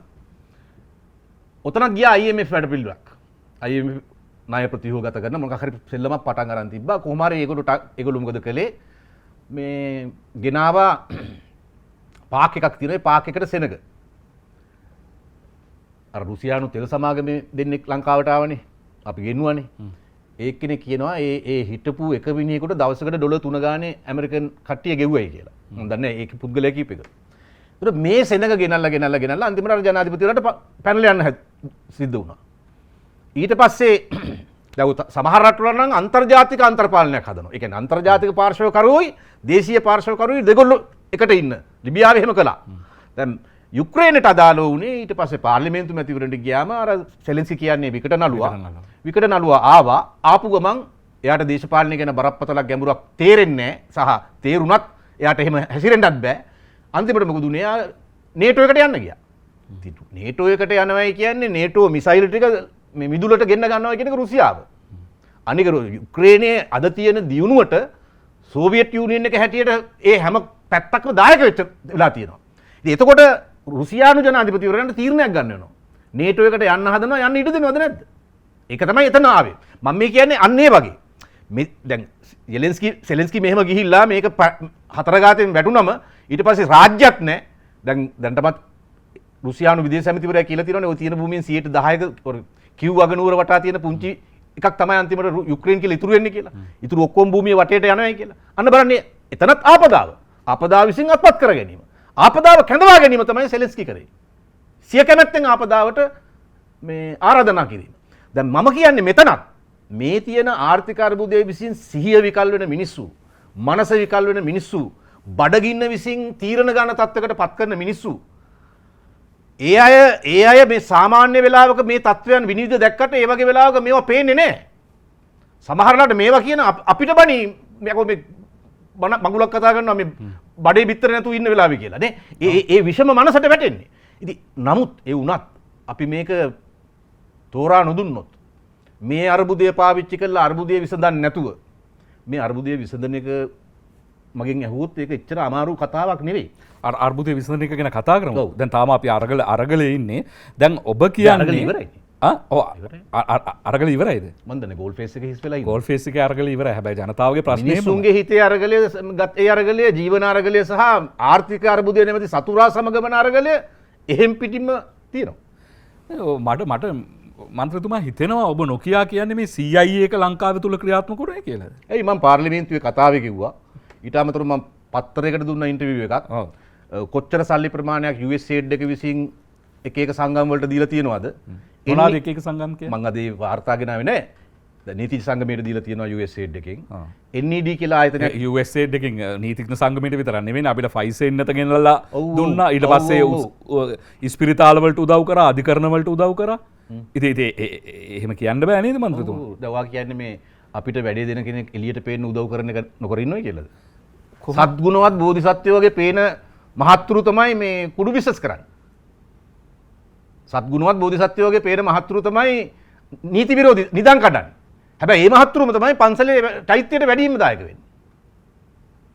ඉතින් අරක අහු වෙනකන් සත්ගුණවත් බෝධිසත්ව. USAID එක කියන්නේ soft එකක්. ඒක මෘදු උපකරණයක්. ඒ හින්දා ඒකෙන් අර කොවිඩ් වලටත් දෙනවා, අරවත් උදව් කරනවා, මේවත් උදව් කරන අතර හිමීට අනිත් පැත්තෙන් නීතිය හා මොකද්ද විධානය පවත්වාගෙන යාමේ ක්‍රියාකාරකම් සඳහා කියලා සල්ලි ටිකක් දෙනවා නීති සංගමයට. ඉතින් ඒගොල්ලෝ එවෙන් ඇක්ටිවිටිස් කරා කියලා පෙන්නනවා. හැබැයි දැන් ඔය මැති ඇමතිවරුන් රජයේ නිලධාරීන් ඔක්කොම ගිණුම් කරන්නේ කරන්නේ අපි එකට එකගයි. හැබැයි කවුරුවක් කියන්නේ නැහැ මේ NGO වලට එන සල්ලි කොහොමද විගණනය කරන්නේ කියලා. හැබැයි නීතිඥ සංගමය කියන්නේ NGO එකක් නෙවෙයි. හරි මං කිව්වේ නීති NGO එකක් කියලා කිව්වේ නීති සංගමෙ නෙවෙයි. නීති සංගමයටත් ආවා NGO වලටත් එනවා. දැන් NED කියලා සංවිධානයක් තියෙනවානේ. ඒක ඇවිල්ලා 983 හදන්නේ. ඇමරිකා CIA එකට යටත්ව. ඒක soft එකක් නෙවෙයි. ඒක tough එකක්. CIA එකට යටත්ව කිව්වට NED එකයි CIA එකේ අතර සම්බන්ධය පෙන්වන්න බෑ නේද ඔබතුමාට? එහෙම පෙන්නනවා නම් ඉතින් CIA එක හරි ගොබ්බනේ. දැන් ඔක ඔබතුමාගේ හිතලුවක් නෙනේ. ඔබතුමා උපකල්පනය කරනවා. අනේ නෑ ඔයා කැමති නම් එහෙම හිතා ගන්න. මට මේකට බාධා කරන්නේ නෑ. උපකල්පනයක්ද නැද්ද කියලා අපිට අනාගතයේ ප්‍රත්‍යක්ෂව අවබෝධ කරගන්න පුළුවන්. ඒ විවාදේ තියාගන්න. මොකද CIA එක කියන්නේ දැන් ඔයා CIA එකේ නම් ඔයාට પાස්පෝර්ට් 3ක් විතර තියෙනවා. නම් 3කට. ඔයා හංගේරියාවේ ඉපදිච්ච කෙනෙක් විදිහට එක පාස්පෝර්ට් එකක් තියෙනවා. ඔයා ඊශ්‍රායලයේ ඉපදිච්ච කෙනෙක් විදිහට තව පාස්පෝර්ට් එකක් තියෙනවා. ඔයා නිව්යෝක් ඉපදිච්ච කෙනෙක් විදිහට තව පාස්පෝර්ට් එකක්. ඔබතුමාට පාස්පෝර්ට් දෙකක් තිබ්බ හැබැයි ඔබතුමා CIA නෙවෙයිනේ. මගේ පාස්පෝර්ට් දෙක කතාව ඔයගොල්ලෝ දන්නවනේ මම මෙතන ඕන තරම් ඔව්, කියලා නෑ, තියෙනවා. ඒක තමයි. පරණ නැති වෙච්ච එක හම්බෙලා වෙච්ච ඔව්, අවුලක් හරියට. මෙතන ඒක අපි දන්නවා, ඔව්. තියෙන්නේ. මේක මට හිතාමතාම චේතනාන්විතව නම් 3-4කට එහෙම හදපු එකක් නෙවෙයිනේ. මං කියන්නේ මේ බැලෑරුම් කාරණා ඒ විදිහට විහිළුවට ගන්න එක අපරාධයක්. මට ඒක ප්‍රශ්නයක් නෑ. මම කියන්නේ ඔත්තු සේවා වල ඇති. ඒතර ඔත්තු සේවාවන් විසින් පොඩි අතුරු සංවිධාන හැදුවම ඒ ඔත්තු සේවාවයි ඒ සංවිධානය අතර තියෙන සම්බන්ධය ඔප්පු වෙන්නේ නම් අර මරණ මංචකේ ඉන්න ඔත්තුකාරයෙක් අන්තිමට පොතක් ලියන්න ඕන. දැන් බොබ් මාලිව මැරුව විදිය ගැන CIA හිටපු ඔත්තුකරුවෙක් මැරෙන්න ඕන මෙන්න තියලා අනාවරණයක් කළානේ. බොබ් මාලිව මැරුව මොකද කියන එක ගැන. අන්න ඒ වගේ එහෙම නැත්නම් ඔය විකිලීක්ස් වගේ විකිලීක්ස් වගේ එහෙම වෙන්න ඕනේ. නැත්නම් මේ අපිට ඒව මේ අන්තර්ජාලයෙන් හොයලා ඥාති සම්බන්ධය හොයාගන්න බෑ. NED කියන්නේ අපි හොඳටම දන්නවා. ඒක ලෝක විශ්ලේෂකයෝ ඒවා හොයාගෙන තියෙනවා. ඒකේ අතුරු සංවිධානයක්. ඒ අතුරු සංවිධානය අර USAID එක වගේ සොෆ්ට් නෑ. ඒ කියන්නේ බොරුවට අර සත්ගුණවත් බෝධිසත්වයට නෑ. කෙලිම දෙන්නේ ෆන්ඩ්ස්. අපේ මෙහේ NGO විකල්ප ප්‍රතිපත්ති කේන්ද්‍රයට තව ඒ කීපයකටම සල්ලි දීලා තියෙනවා. ඒ ගණන් මිනුම් මම ඒකේ ඔප්පු කරන්න ඕන ලේඛන සභාගත කරා. හැන්සාඩ් එකට ටේබල් කරා. එතකොට ඒ වගේම මම ඩේලි මිරර් පත්‍රයෙන් මගෙන් ඉන්ටර්විව් එකක් ගත්තා. මම ඒකට ඒක ලින්ක් එක පව දුන්නා. ඒ තොරතුරු හොයාගන්න මූලාශ්‍රය. ඒ ටික පව දුන්නා. එතකොට අපි මේ හිතලු කියනවා නෙවෙයි. හිතලු කිව්වා නම් ඔය කට්ටිය එන ඇවිල්ලා කියන්න එපා. ඒක අපිට දුන්න සතයක් කො පෙන්නන්න හරිය මේ කියලා කියන්න එපා. මම විකල්ප ප්‍රතිපත්ති කේන්ද්‍රේ නම කිව්වා. තව NGO කීපයක නම කිව්වා. කවුරුත් කිව්වේ නෑනේ. සද්ද නෑනේ. ඉතින් එතකොට දැන් මේකේ හිතනවා නම් මේ ස්වභාවිකව ඇති වෙච්ච ජනාවේගයක් තියෙනවා. කේන්තියක් තියෙනවා.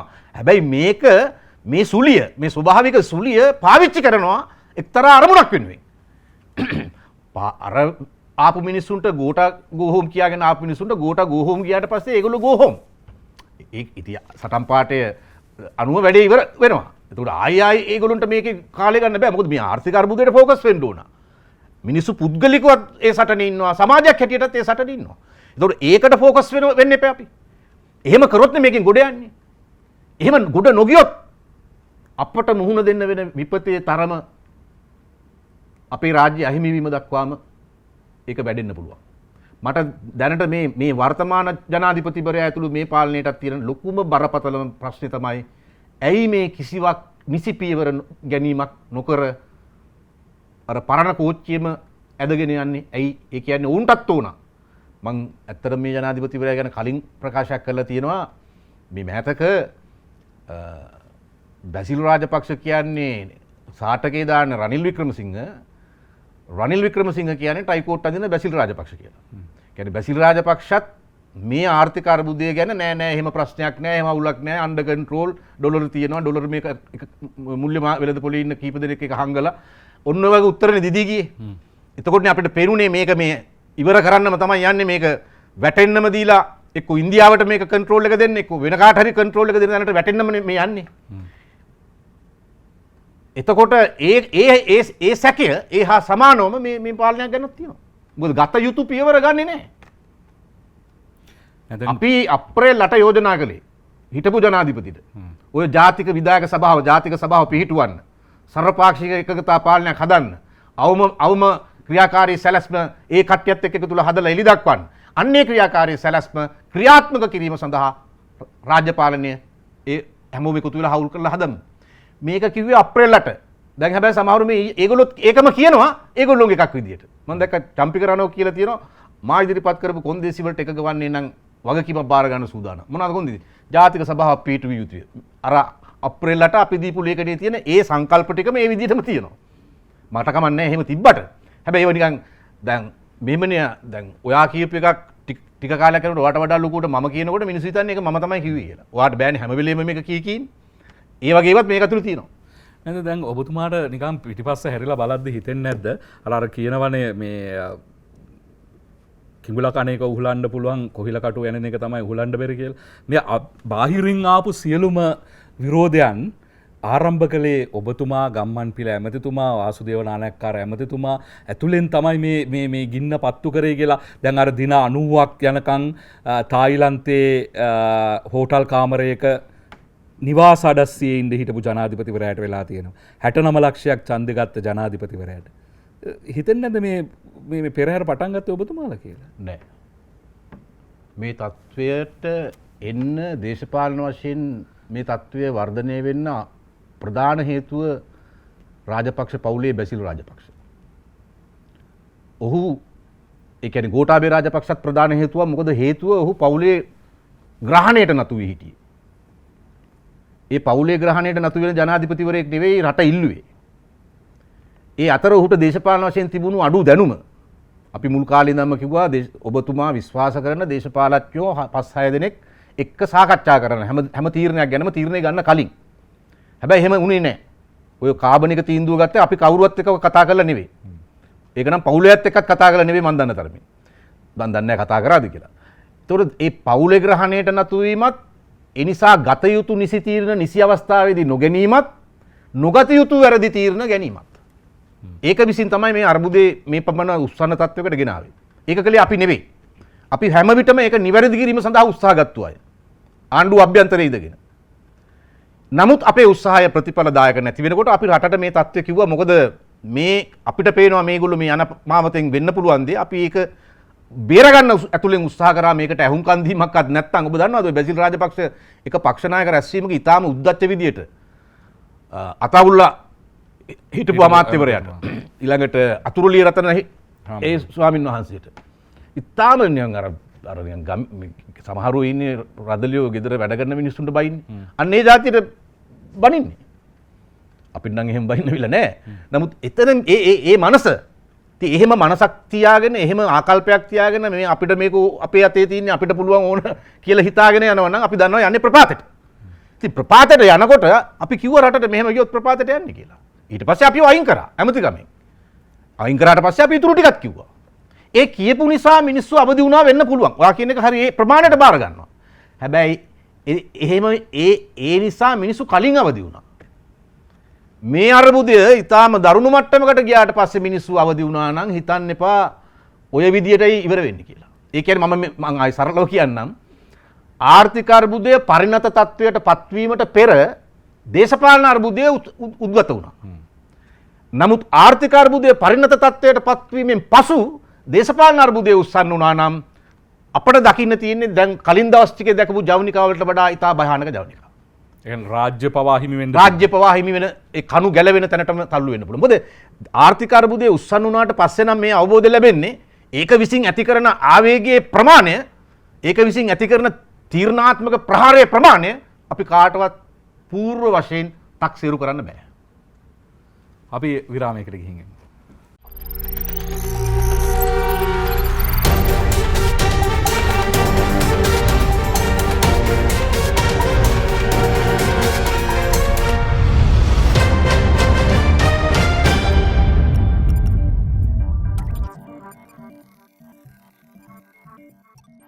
දැන් මන්ත්‍රීතුමා ජාතික නිදහස් පෙරමුණ ජනවාර්ගික අර්බුදය පිළිබඳව ඊට පස්සේ ජාතිකත්වය පිළිබඳව ඒකීයභාවය පිළිබඳව ස්වෛරීත්වය පිළිබඳව භෞමික අඛණ්ඩතාවය පිළිබඳව කොයි වගේ කියවීමකද ඉන්නේ කියලා මේ රටේ සබුද්ධික ඕනෑම ඡන්දදායකයෙක්ගෙන් ඇහුවොත් හරි පැහැදිලිව කියයි.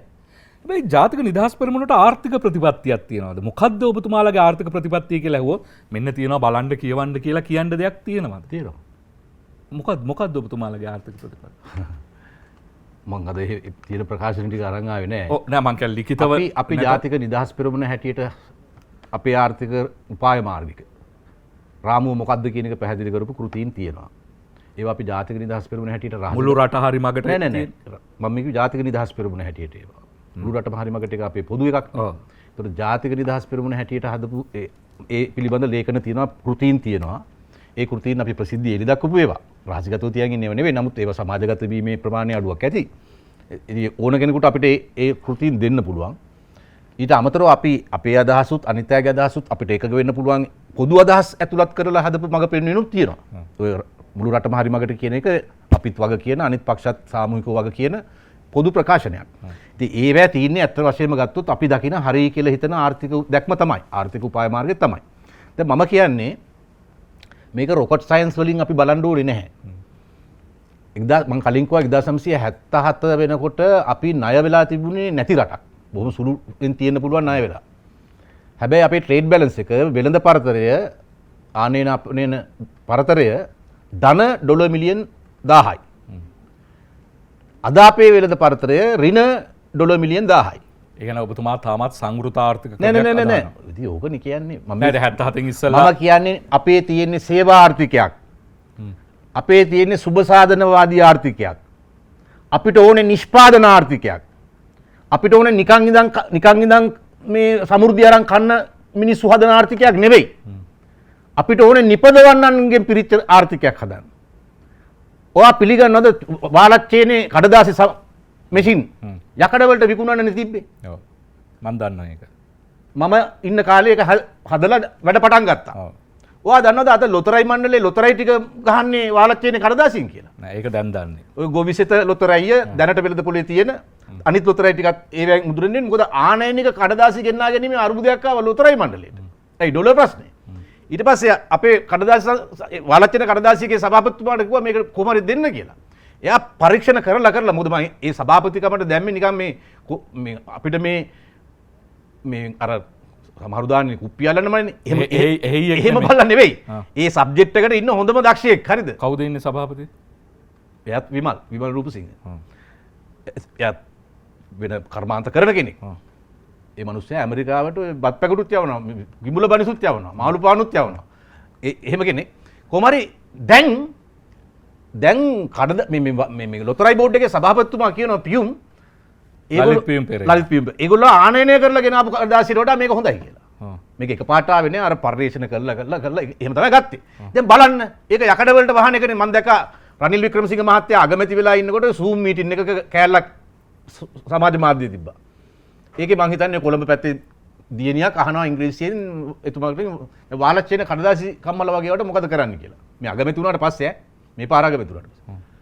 ඔව් ඒක හොඳයි මේ ටූරිස්ට්ලට බලන්න යන්න මේ කලාපයක් කරලා දෙන්න සංචාරකයන්ට කියලා. ඔන්න හිතන දේ.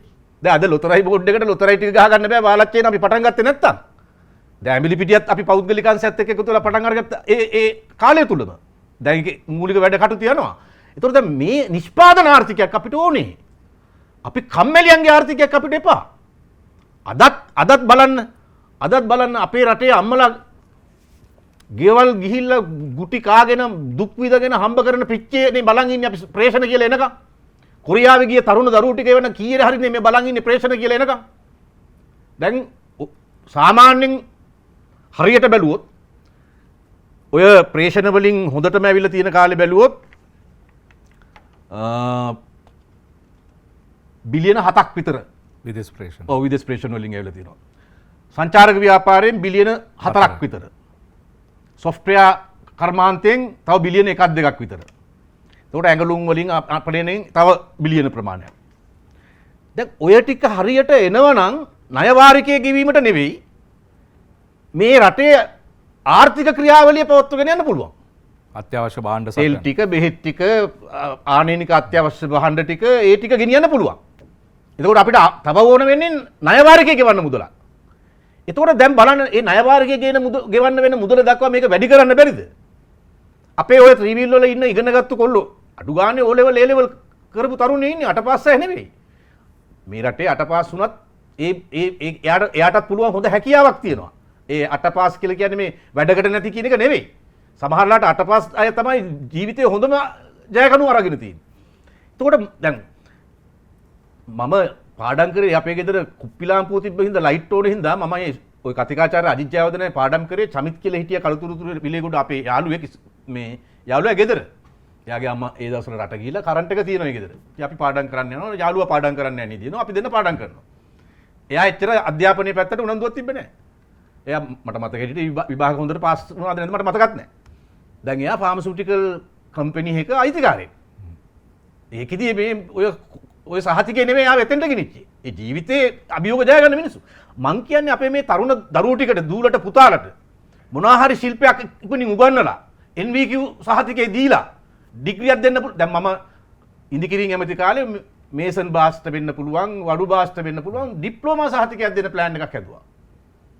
ඒගොල්ලන්ට රට යන්න පුළුවන් ඊට පස්සේ.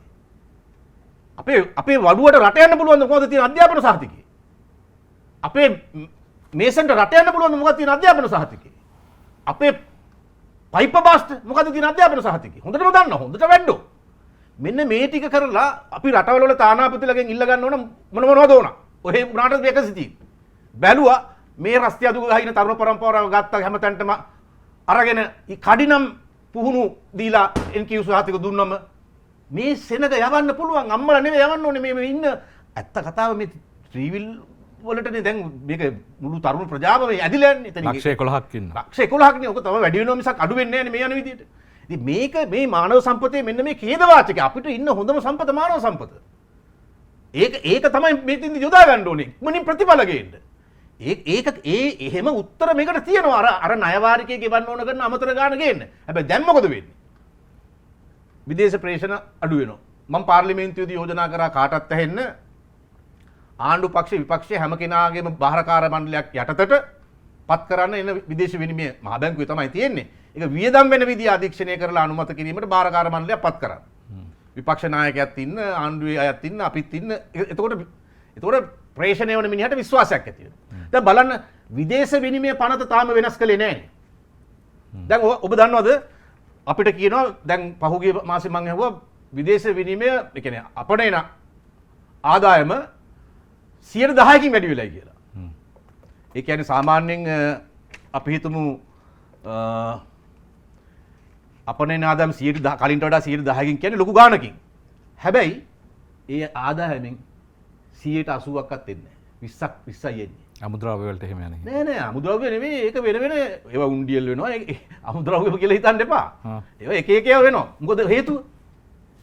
රනිල් වික්‍රමසිංහ ග්‍රාම ජනාධිපතිවරයාගේ කලින් ආණ්ඩුවේ යහපාලන ආණ්ඩුවේදී ඒකෙන් එතෙක් තිබිච්ච විදේශ විනිමය පනත ලිබරලයිස් කරා සංශෝධනය කරා 1953 පනත එතකන් තිබ්බේ ඒක අනුව විදේශ විනිමය වංචා කිරීම නියමිත කාලයට පෙර නොගැනීම අපරාධ වරදක් හිර යන වරදක් දැන් අලුත් පනත අනුව වරදක් එහෙත් දඬුවමක් ගැන සඳහනක් නැහැ වරදක් කියලා තියෙනවා සති මාස 6කට කලින් ගේන්න ඕනි කියලා තියෙනවා. නොගෙන ආවොත් මොකද කරන්න කියලා නැහැ.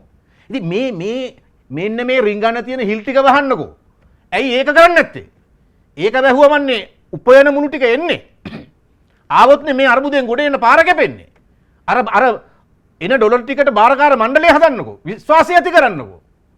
එතකොටනේ විදේශ ප්‍රේෂණ අපේ ශ්‍රමිකයා අයථා ක්‍රම වලට එවන්න තු කෙලින් එවන්නේ. ඒ විගණකාධිපතිගෙන් ඔය නියාමනය වෙන්නේ නැද්ද? නෑ මිනිසුන්ගේ විශ්වාසය නැති වෙලානේ විගණකාධිපතිගෙන් නියාමනය වෙනවා. නියාමනය වෙන්නේ වැඩේ උනාට පස්සේනේ. දැන් ඒ මිනිසුන්ට උනා නෙමෙයි වෙන්න කලින් සහතිකයක්. මේක යෙද වෙන්නේ මේ හරි දෙයට කියලා. අන්න ඒක ඒ විශ්වාසය හදනනේ සර්වපාක්ෂික බාහිරකාර මණ්ඩලයක් මේක ඇති කරන්න කියලා කියන්නේ. විශ්වාසය හැදීමේ ප්‍රශ්නයක් විගණනයේ ප්‍රශ්නයක් නෙවෙයි. විගණනය වෙනවා පස්සේ. එතකොට ඉතින් වරදක් කියන්නේ ඉතින් අපි හිතුව ඕකේ වෙන්න පුළුවන් මෙහෙම වරදවල්.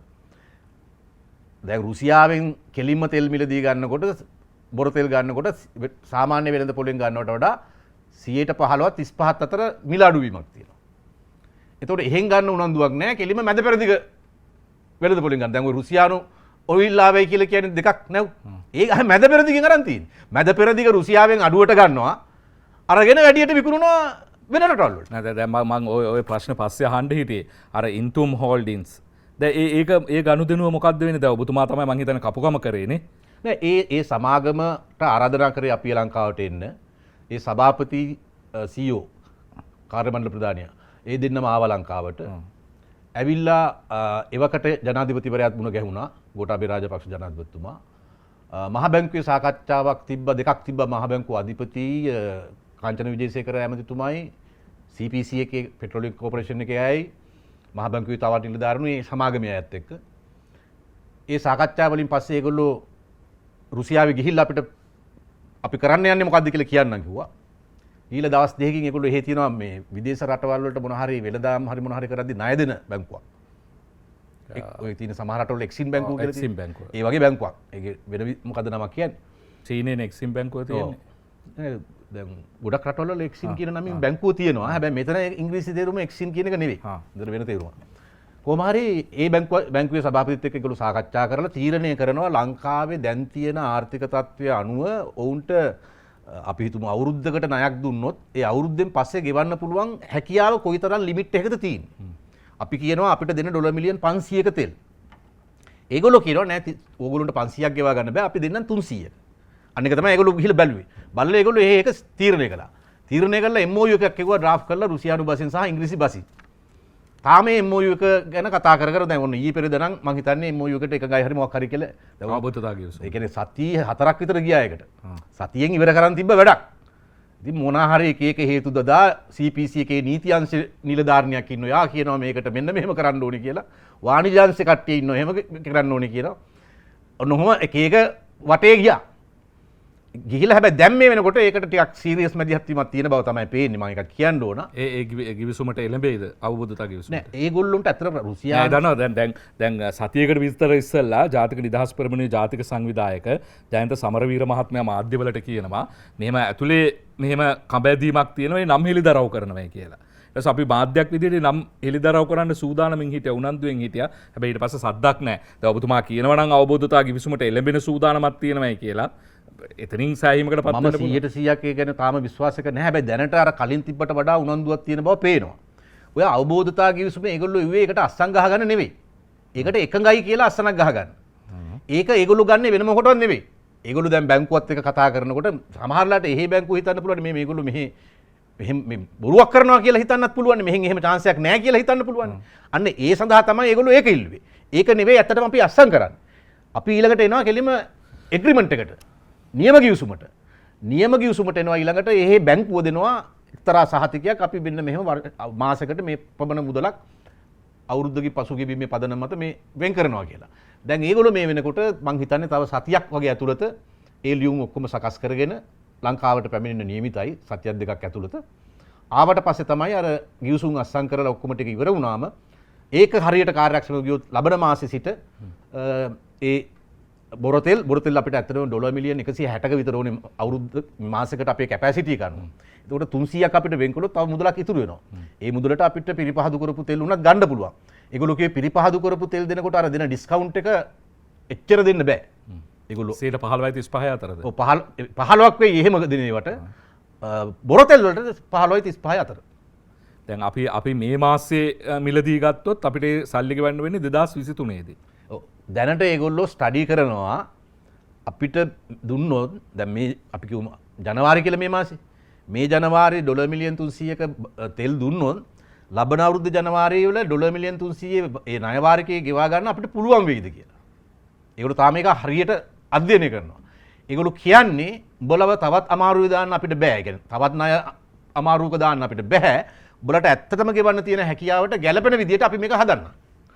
ඒ හින්දා දල වශයෙන් තමයි අපි 300 කියලා කියන්නේ බොහෝ විට ඒ වගේ ගාණක් වෙයි. එතකොට ඒ අපිව අමාරුවේ නොවැටෙන්න. ඒගොල්ලොත් අමාරුවේ නොවැටෙන්න. අපිට තියෙන සත්‍ය ගෙවීමේ හැකියාව ගැන තක්සීරුවක් කරලා ඒක තමයි පැකේජ් එකක් හැටියට එන්නේ. දැන් ඒගොල්ලෝ හිතනවා නම් අපිට ගෙවන්න පුළුවන් මාස 6න් පස්සේ කියලා එහෙම එනවා. අවුරුද්දෙන් පස්සේ කියලා පේනවා නම් එහෙම එනවා. අවුරුදු එකමාරෙන් පස්සේ කියලා පේනවා නම් එහෙම එනවා. තාම මේක විවෘතයි. නැද දැන් ඔබතුමා හිතන්න එපා හැම දෙයක්ම වපරැහිම් බලනවායි කියලා. කෙනෙක්ට හිතෙන්න පුළුවන් මේ මොකද්ද මේ ඉන්තුම් හෝල්ඩින්ස් මේ ආයතනය මොකක්ද වෙස්සන්තර රජ්ජුරුවන්ගේද කියලා? ඔය ආයතනය ගැන මහ බැංකුවයි පෙට්‍රෝලියම් එකේ නීති අංශයයි අර MOU එක ගැන තීරණය කරන්න කලින් ආයතනය ගැන මොකද්ද වාර්තාවක් ඕනේ කියලා කිව්වා. ඒ ගමන රුසියාවේ ඉන්න අපේ තානාපතිතුමියට මෙහෙන් යවුවා නිල වශයෙන් එක ගැන හොයලා දෙන්න කියලා. කංචන විජේසේකර ඇමතුමාට නිල වශයෙන් එක එවන්න කලින් WhatsApp වලින් එවලා තිබ්බා. මට ඒක යා පෙන්නුවා. ඒකේ ඒ අපේ තානාපතිතුමියේ එවන වාර්තාවේ තියෙනවා මේගොල්ලෝ පෙට්‍රෝලියම් ඉන්ඩස්ට්‍රි එකේ ඉන්න සමාගමක්. මේගොල්ලෝ රජයේ සමාගමක් එක්ක බොහොම සමීප වැඩ කරන අය. මෙහෙමයි පෙට්‍රල් නිෂ්පාදනයයි අලෙවියයි කියන්නේ දෙකක්. ඔයා නිපදවනවා පිරිපහදු කරනවා ඔයාගේ තෙල් සමහරවිට අලෙවි කරන සමාගම් වෙනම තියෙනවා. ඒක දෙකක් හැටියට තියෙන්න පුළුවන් එක සමාගමක කොටස් දෙකක් හැටියට තියෙන්න පුළුවන්. මේගොල්ලෝ පැහැදිලිවම රාජ්‍ය සමාගමක් රාජ්‍යයත් එක්ක සම්බන්ධ. පෞද්ගලික අංශ එකක් නෙවෙයි. අනික ඉතින් මොකද්ද ඔක හිතන්නේ? අපිට අනිත් කොහෙන් ගත්තටත් වඩා 115යි 35යි අතර අඩු වෙනවා නම් මුදල. දැන් මේක අඩු වෙනවා නම් ඇයි පැනලා ගන්න නැත්තේ? ගන්න නැත්තේ දැන් ඔය සමහර නිලධාරීන් පුරුදු වෙච්ච විදියක් තියෙනවා. මේ මරණ හතක් මැද මිනිහෙක් පැණි කෑ වගේ මේ හතර ගාතෙන් වැටලා තියෙන ආර්ථිකය ඇතුළේ ගහන්න පුළුවන් මැච් එක මොකද්ද කියලා බලන පෙරේතයෝ ඉන්නවා මේක ඇතුළේ. ඉතින් 115යි 35 අතර මේ සහනේ හම්බෙන්නේ නැහැ කවුරු හරි ඕකේ මැදට පැනලා මාටිය ගහන්න කියලා. හොඳයි. ආර්ථිකය ගැන තවත් ප්‍රශ්න කිහිපයක් තියෙනවා අපි විරාමයෙන් අනතුරුව.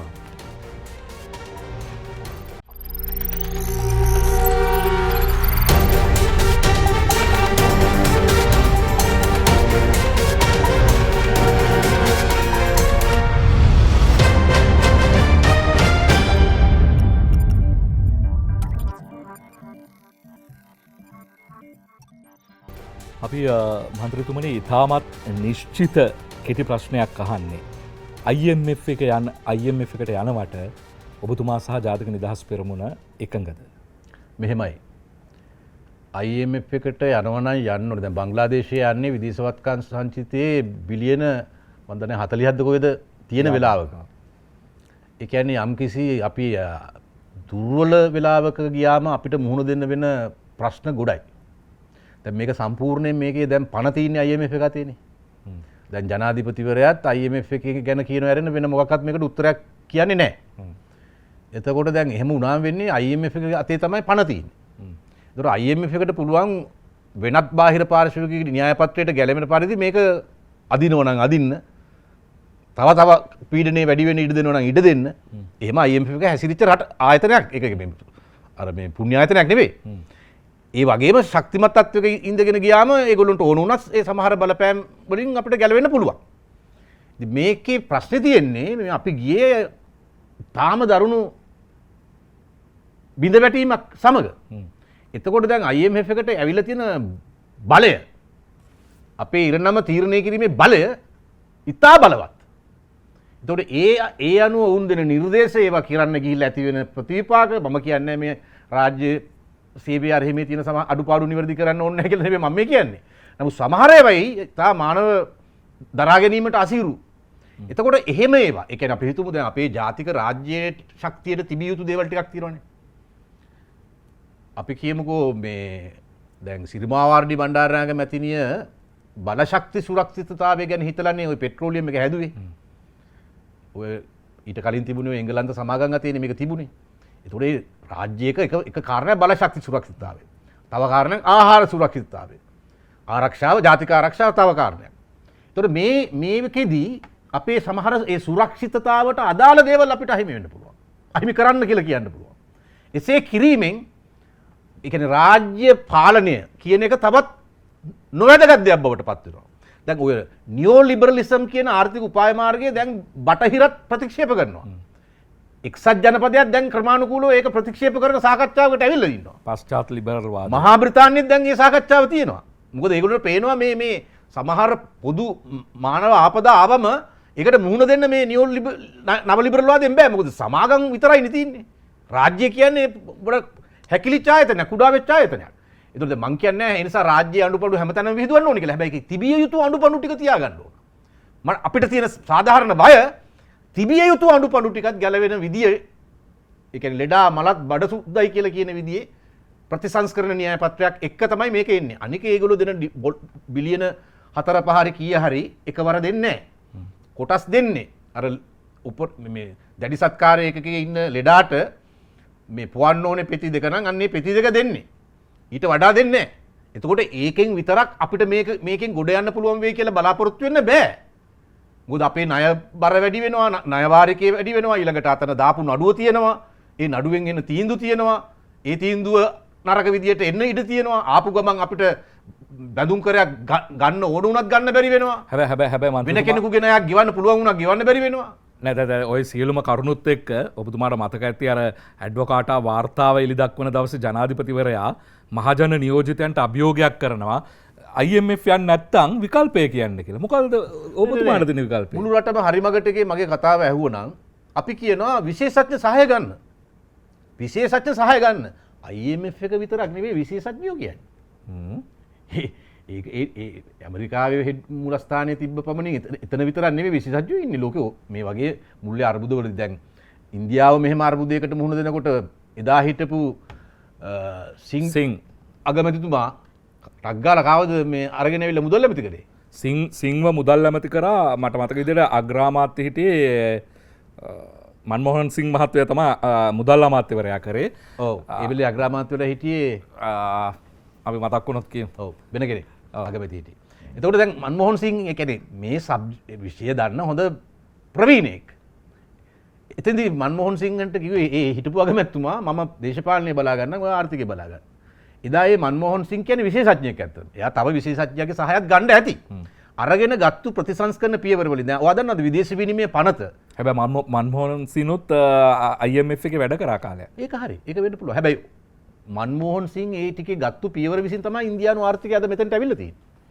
කොහෙවත් ඉන්දියානු ආර්ථිකය ලිබරලයිස් කරන පියවර ගත්තේ නැහැ. එහෙ තියෙන විදේශ විනිමය පනත අනුව උපයපු විදේශ විනිමය නියමිත කාලයට පෙර නොගෙන આવොත් අපරාධකාරී වරදක්. ප්‍රාග්ධන ගිණුම විවෘත කළා නැහැ ඉන්දියාවේ. මන්මෝහන් සිං IMF යන්න කලින් ඉන්දියානුවෙක්. අපේ කට්ටිය IMF ගන්න කලින් ලාංකිකයෙක්. හැබැයි IMF ගියාට පස්සේ ඌ IMF කාරයෙක්.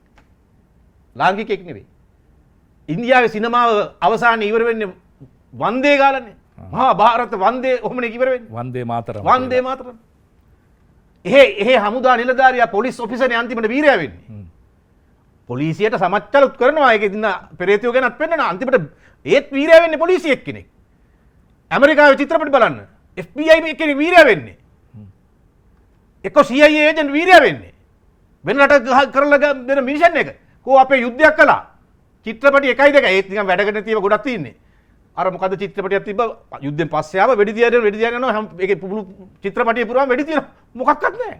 මං අහන්නේ කෝ අපේ එහෙම වීරයෝ අපේ සිනමාවෙන් එහෙම වීරයෝ කෝ අර මාතලේ දියණිය නොකානොබි නොවේදිනා දුකක් විඳලා ඒ පුහුණු කරුට මල් තියලා වඳින්න ඕන. නැත්මී අහිංසා. නැත්මී අහිංසා. අන්න වීරයෝ. අන්න කතාව. කෝ ඔය කතා. දීතදේව කියලා ඉන්න කොමාන්ඩෝ රෙජිමෙන්තුවේ හිටියේ. ඔය තියන්නේ මේ මොකද්ද පුද්ගලික අධ්‍යාපන ආයතනයක් මොන වේද බ්‍රිටිෂ් වේ. ඒකේ අයිතිකාරයා. ඔහු කොමාන්ඩෝ එකේ හිටියේ. යුද්ධ මැද කාලේ. ප්‍රහාරයකදී දුක විඳලා මුහුදට යනවා බෝට්ටුවකින් නිින්ද යනවා. ත්‍රිකුරාමලේ මේ ෆ්‍රීම එක පෙනිපෙනි. ඇහැරෙනකොට බෝට්ටුව තියෙන මහා මුහුද මැද දවස් 20 ගාණක් මුහුදේ. එක සහෝදරයෙක් මැරෙනවා. එයාගේ ලේ බොනවා. අමු මාළු කනවා. චූ කරපේව බොනවා. මුත්‍ර කරපේව බොනවා. චූ කරපු කිව්වොත් ලස්සන නැත්තම්. මේ ඒව බොනවා. අන්තිමට නැවකට දිග කතාව නැවකට අහු වෙලා තායිලන්තයට අරන් යනවා. තායිලන්තේදී ආයි මේගොල්ලෝ කරවල වාඩියකට ගෙනියන්න හදනවා. මියන්මාරේ තරුණයෙක් ඉඳලා කියනවා උඹලා අද රෑ පැනපල්ලා නැත්තම් උඹලා කරවල වාඩියට ගෙනියන්න කියලා. පණිනවා. පැනලා බොහොම අමාරුවෙන් ආයි ලංකාවට එනවා. මේවා මාර කතා. කෝ මේ අපේ චිත්‍රපටි. කෝ අපේ සිනමාවේ හැම තැනම කරන්නේ සියල්ල 225ත් එකයි අරුණුත් එකයි මුනුත් එකයි මේකේ අසුභවාදය අඩු මම බලන්න කොරියන් චිත්‍රපටි එහෙම බලනකොට කවුරු හරි නිකන් දැන් ඔයා පුතා මම ගෑනු ළමයි කියන්නකො ප්‍රේමති කියන්නකො ඔයාලා ගාව මාර සල්ලි තියෙනවා නම් කොරියාවේ වුණත් අහන්නේ ඔබේ තාත්තා පොලිටිෂියන් කෙනෙක්ද නැත්නම් මද්‍රව්‍ය ඩීලර් කෙනෙක්ද ඒක තමයි අහන්නේ ඉතින් එහෙම ඒ ලෝකේ ඔය ආකල්පයේ අඩු වැඩි වශයෙන් ඇති හැමතැනම. නමුත් මම කියන්නේ ඒ හැම චිත්‍රපටයකම වීරයා වෙන්නේ රටේ කවුරු හරි බාරදුර වගකීමක් දරන මිනිස්සු. අපේ එහෙම සංස්කෘතියක් නැහැ. එහෙම කලාවක් නැහැ. අපි බලන්නකො ටෙලි නාට්‍ය අරගෙන. මොරාල් නග්ගන එකද මොරාල් වට්ටන එකද කරන්නේ? දැන් අර මොකද්ද channel එකක තියෙනවා තාත්තයි දූල දෙන්නයි තාත්තා පිස්සු නටනවා දූල දෙන්නයි තාත්තයි ඒ තාත්තා ආශ්‍රය කරපු ගෑනු ගෙදර එනවා ගෙදර ආම දූල දෙන්න අතර මන් දන්නේ මේව බලලා මොන දූටද සෙතක් ලැබෙන්නේ? මොකක්ද එකකින් ලැබෙන දේ? රේටින්ග්ස් නම් වැඩි වෙනවා ඇති මොන මලදාන්නේක්ද මේ? මේකට වසුරු හෙලන්නේ. උදේ ඉඳන් රැ වෙනකම් වසුරු හෙලන්නේ. වසුරු හෙලලා වසුරු බුදුපු එක පිස්සුවක් නැටුවම ඒකත් පිස්සුවක් කියලා ආයි මේකෙන්මයි කියන්නේ. ඒ නිසා අපිට මේකෙන් ගොඩ එන්න පුළුවන් මුල මැද අග හැම තැනම අපි වෙනස් කරගත්තොත්. මේ අපිට පරිවර්තනය වෙන්න දීපු වෙලාවක්. මේ අපිට නිවැරදි වෙන්න දීපු වෙලාවක්. තාමත් අපි පරිවර්තන දජය අතට අරගෙන නැහැ. නිවැරදි වීමේ දජය අතට අරගෙන නැහැ. ඒක ගන්න කියලා තමයි බල කරන්නේ. දොන්ජුවන් ධර්මපාල පෙරිය බණ්ඩාර හේවත් නූතන කොණප්පු බණ්ඩාරට. හැබැයි ඒ ගන්න බව පේන්නේ නැහැ. ගන්න ඕනකම පේන්නේ නැහැ. එහෙම වුණොත් අපිට මුහුණ දෙන්න වෙන අනාගතය මීට වඩා අමාරුයි මීට වඩා දරුණුයි මීට වඩා ඛේදජනක උත්තරවලට අපිව ඇදගෙන යන්න තියෙන හැකියාව වැඩි. මං කියන්නේ අපි බඩගින්න හිටියත් වතුරු ටිකක් බීලා හරි මේකේ හිටියත් අපි නැගිටින දවසට අපිට අපේ රාජ්‍යය තියෙන්න ඕනේ. මේක හයිටියක්, මේක ලිබියාවක්, මේක සියරා ලියෝන් එකක් කරන්න ඉඩ දිය යුතු නැහැ. අපේ ඒ වගේම මේකේ ව්‍යවස්ථා මේ අපේ අමාරුකම් පාවිච්චි කරලා ව්‍යවස්ථාවේ තියෙන ඇබ ටික ගලවන්න ඉඩ දිය යුතු නැහැ. ඩොලර් වෙනුවෙන් ත්‍රස්තවාදය බල ගන්නවන්න ඉඩ දිය යුතු නැහැ. අපි අපේ රණවිරුව ලක්ෂ ගාණක් ජීවිත පුදලා බේරගත්තු රාජ්‍ය ඒක ආරක්ෂා කරගන්න ඕන මොන අමාරු තත්ත්වයක් යටතේ හරි. දැන් යුවන් වැන් 5 නෞකාව මේ දවස්වල උණුසුම්ම මාතෘකාව. ඒ ප්‍රශ්නය ලක්රජය විසින් කළමනාකරණය කරගත් ආකාරය ගැන මොකක්ද ඔබතුමාගේ තියෙන කියවීම? මෙහෙමයි. දැන් ඕක ඔය ඔත්තු බලන නැවක් කියලා කියනවා මම නම් ඒක පිළිගන්නේ නැහැ. ඒක තාක්ෂණික වශයෙන් තියෙන නැවක්. sannivedana නෞකාවක්. sannivedana නෞකාවක්. හැබැයි ඉතින් අපේ වරායට මෙන්න ඕනේ නැහැනේ. ජාත්‍යන්තර මුහුදේ තියෙනවනේ ඉන්දියාවට කිට්ටු ඒරියා එකක්. හම්බන්තොටට වඩා ඒ හරිය කිට්ටුයි. ඉතින් ජාත්‍යන්තර මුහුදෙත් ඕක ඕනනම් නවත්තන් තියාගත්තේ හැටි ටික නේ. දවස් අධ්‍යයක් වුණත් ඉන්න පුළුවන් නේ. එතන ඉඳන් ඕනනම් ඔය sannivedana වැඩේ කරගන්නත් පුළුවන් නේ. දැන් මෙතනට එන්නේ ඒවා ටික අරගන්නනේ තෙල් ටික අරොමි ටික ගහගන්නනේ. ඉතින් ඒකට අපි අපේ රට ඔය වගේ ගොඩක් රටවල් වල වැඩි නැව් වෙනවා යනවා. ඒවට දෙනවා පහසුකම්. ඔය රුසියාවේ එහෙම එනවා නැව් ඊළඟට බටහිර රටවල ඇමරිකානු නැව් වෙනවා. ඒ පහසුකම් දෙනවා. ඉතින් මේකෙදි මම දකින්නේ ඒ අනිත් අයට සලකන විදිහට මේකට සලකන්න ඕන. හැබැයි අපි දැන් ඉන්දියාව මෙතෙන්දී සංවේදීනේ. අපි ඉන්දියාවේ යුක්‍රේනයේ විය යුතු නෑනේ. ඒක තමයි අපේ බොටම් ලයින් එක වෙන්නේ. අපි මේ සෙලෙන්ස්කිගේ ගොංකම් අපි මෙතන කරන්න ඕනේ නෑ. හැබැයි ඕනනම් අපිට පුළුවන් රාජතාන්ත්‍රික වශයෙන් අපි අසල්වැසියා මිත්‍රයා හින්දා මේ මෙන්න මෙහෙම අපිට ඉල්ලීමක් තියෙනවා. අපි මේක ඉටු කරන්න යන්නේ. ඔයාලට මොකද ප්‍රශ්නයක් තියෙනවද කියලා කලින් අහන්න. කලින් ඇහුවම ප්‍රශ්නයක් තිබ්බත් ඒක නැති වෙනවනේ. අපි ගැන සැලකිල්ලක් දැක්වුවා කියන හැඟීමක් එනවනේ. දැන් එහෙම නැතුව මේකට එන්න ඕකේ එක කිව්වම අර ටිකක් අඩෝ මගේ ඒරියා එකේ කවුද උඹලා එහෙම එවන්නේ මේ උඹලට මේ ස්වෛරී රාජ්‍යයක් වුණාට එහෙම ඕන එකාට මේ ඒරියා එකට එන්න දෙන්න බෑ මේකේ ලොක්කා මං කියලා එකක් එනවනේ එහෙම. ඉතින් මේ අපි අර යුක්‍රේනය වගේ මෝඩ වෙන්න ඕනෙත් නෑ. මේ ඒ වගේම මේ නෝන්ජල් වෙන්න ඕනෙත් නෑ. ඉතින් මේක හරි සමතුලිතව පවත්වාගෙන යන්න ඕනේ. අපිට ලංකාවේ පාලනයේ තියෙන අර මොකද්ද කියන්නේ මේ මොකද්ද කිරිකන්නේ දැලිපිහෙන් කිරි කනවා වගේ වැඩේ ඕක. ඉන්දියාව නොසතුටටපත් නොවී තබා ගැනීම. හැබැයි අපි එයා ගැන සැලකිලිමත් කියලා පෙන්නුවම එතකොට එයාට ඒ ඇති. බොහෝ විට ඒ ඇති.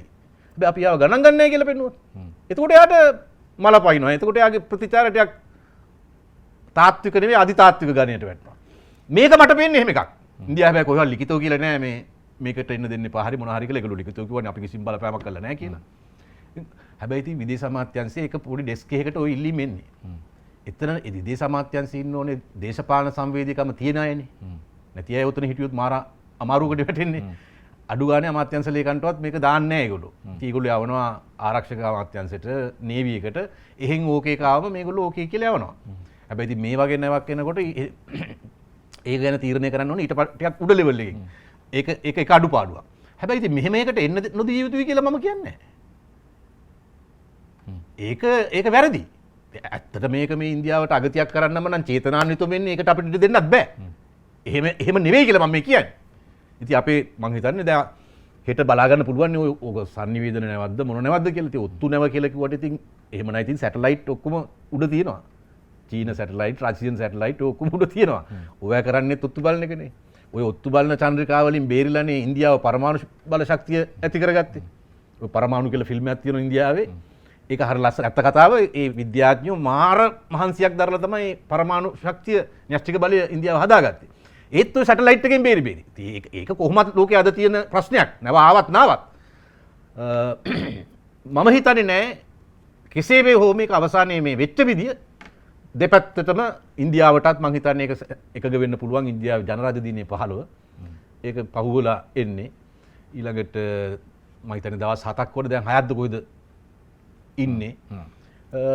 ඉතින් අනුව මං හිතන්නේ ඉන්දියාවගේ අදහසත් සැලකිලිට රකුණා කියලා එකක් පේනවා ඇති.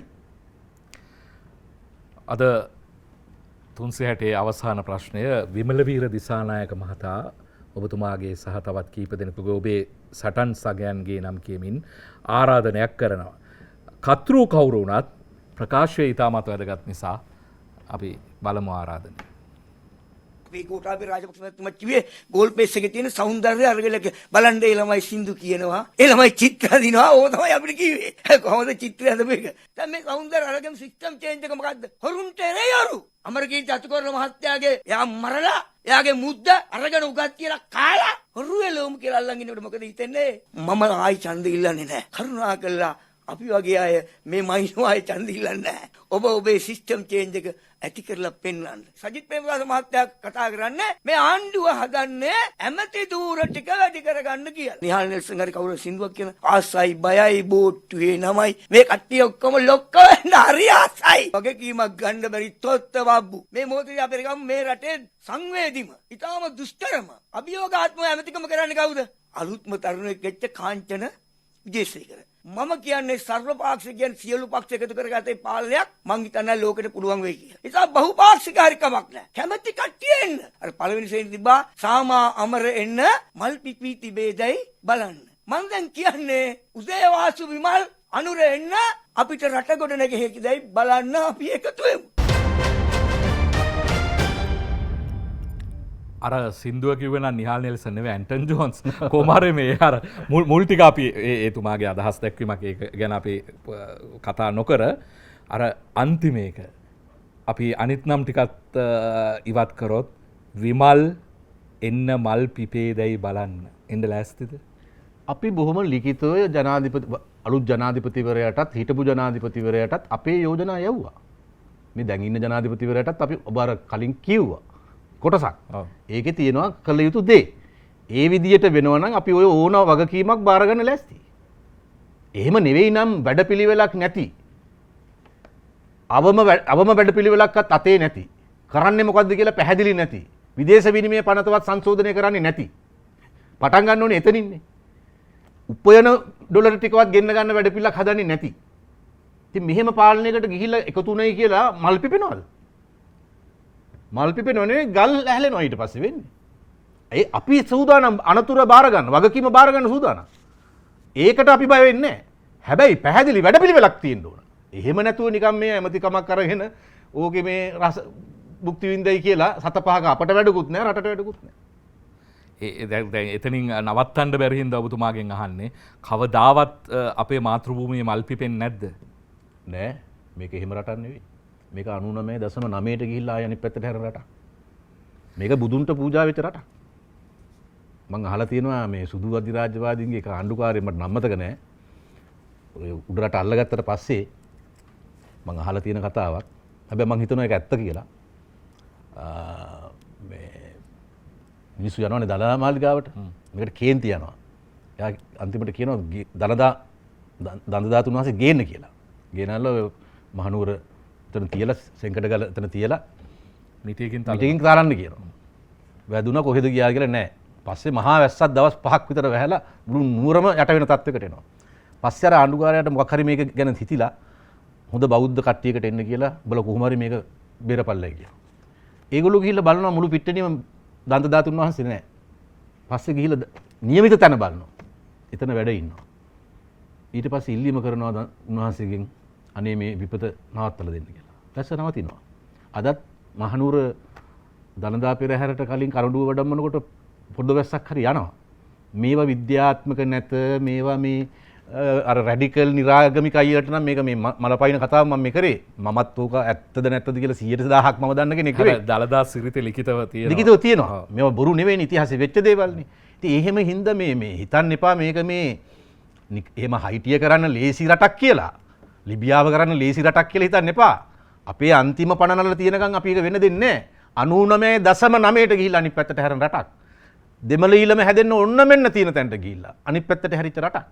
ඒ නිසා සුදුසු වෙලාවේ සුදුසු නායකත්වය මේ අභියෝගය බාර අරගෙන මේ රට අනිත් පැත්තට හරවලා දෙවි. මට පේන්නේ නැහැ මේ නායකත්වයෙන් එක වෙනවයි කියලා. ජාතික නිදහස් පෙරමුණේ නායක පාර්ලිමේන්තු මන්ත්‍රී විමල් වීරවංශ මහතාණනි දෙවින්ම ස්තුතියි. අද 360 හැරීම පිළිගත්තා. අපි ලබන සතියේ 360න් සුපුරුදු විදියට හමු වෙමු. ජයග්‍රාහී සතියක්.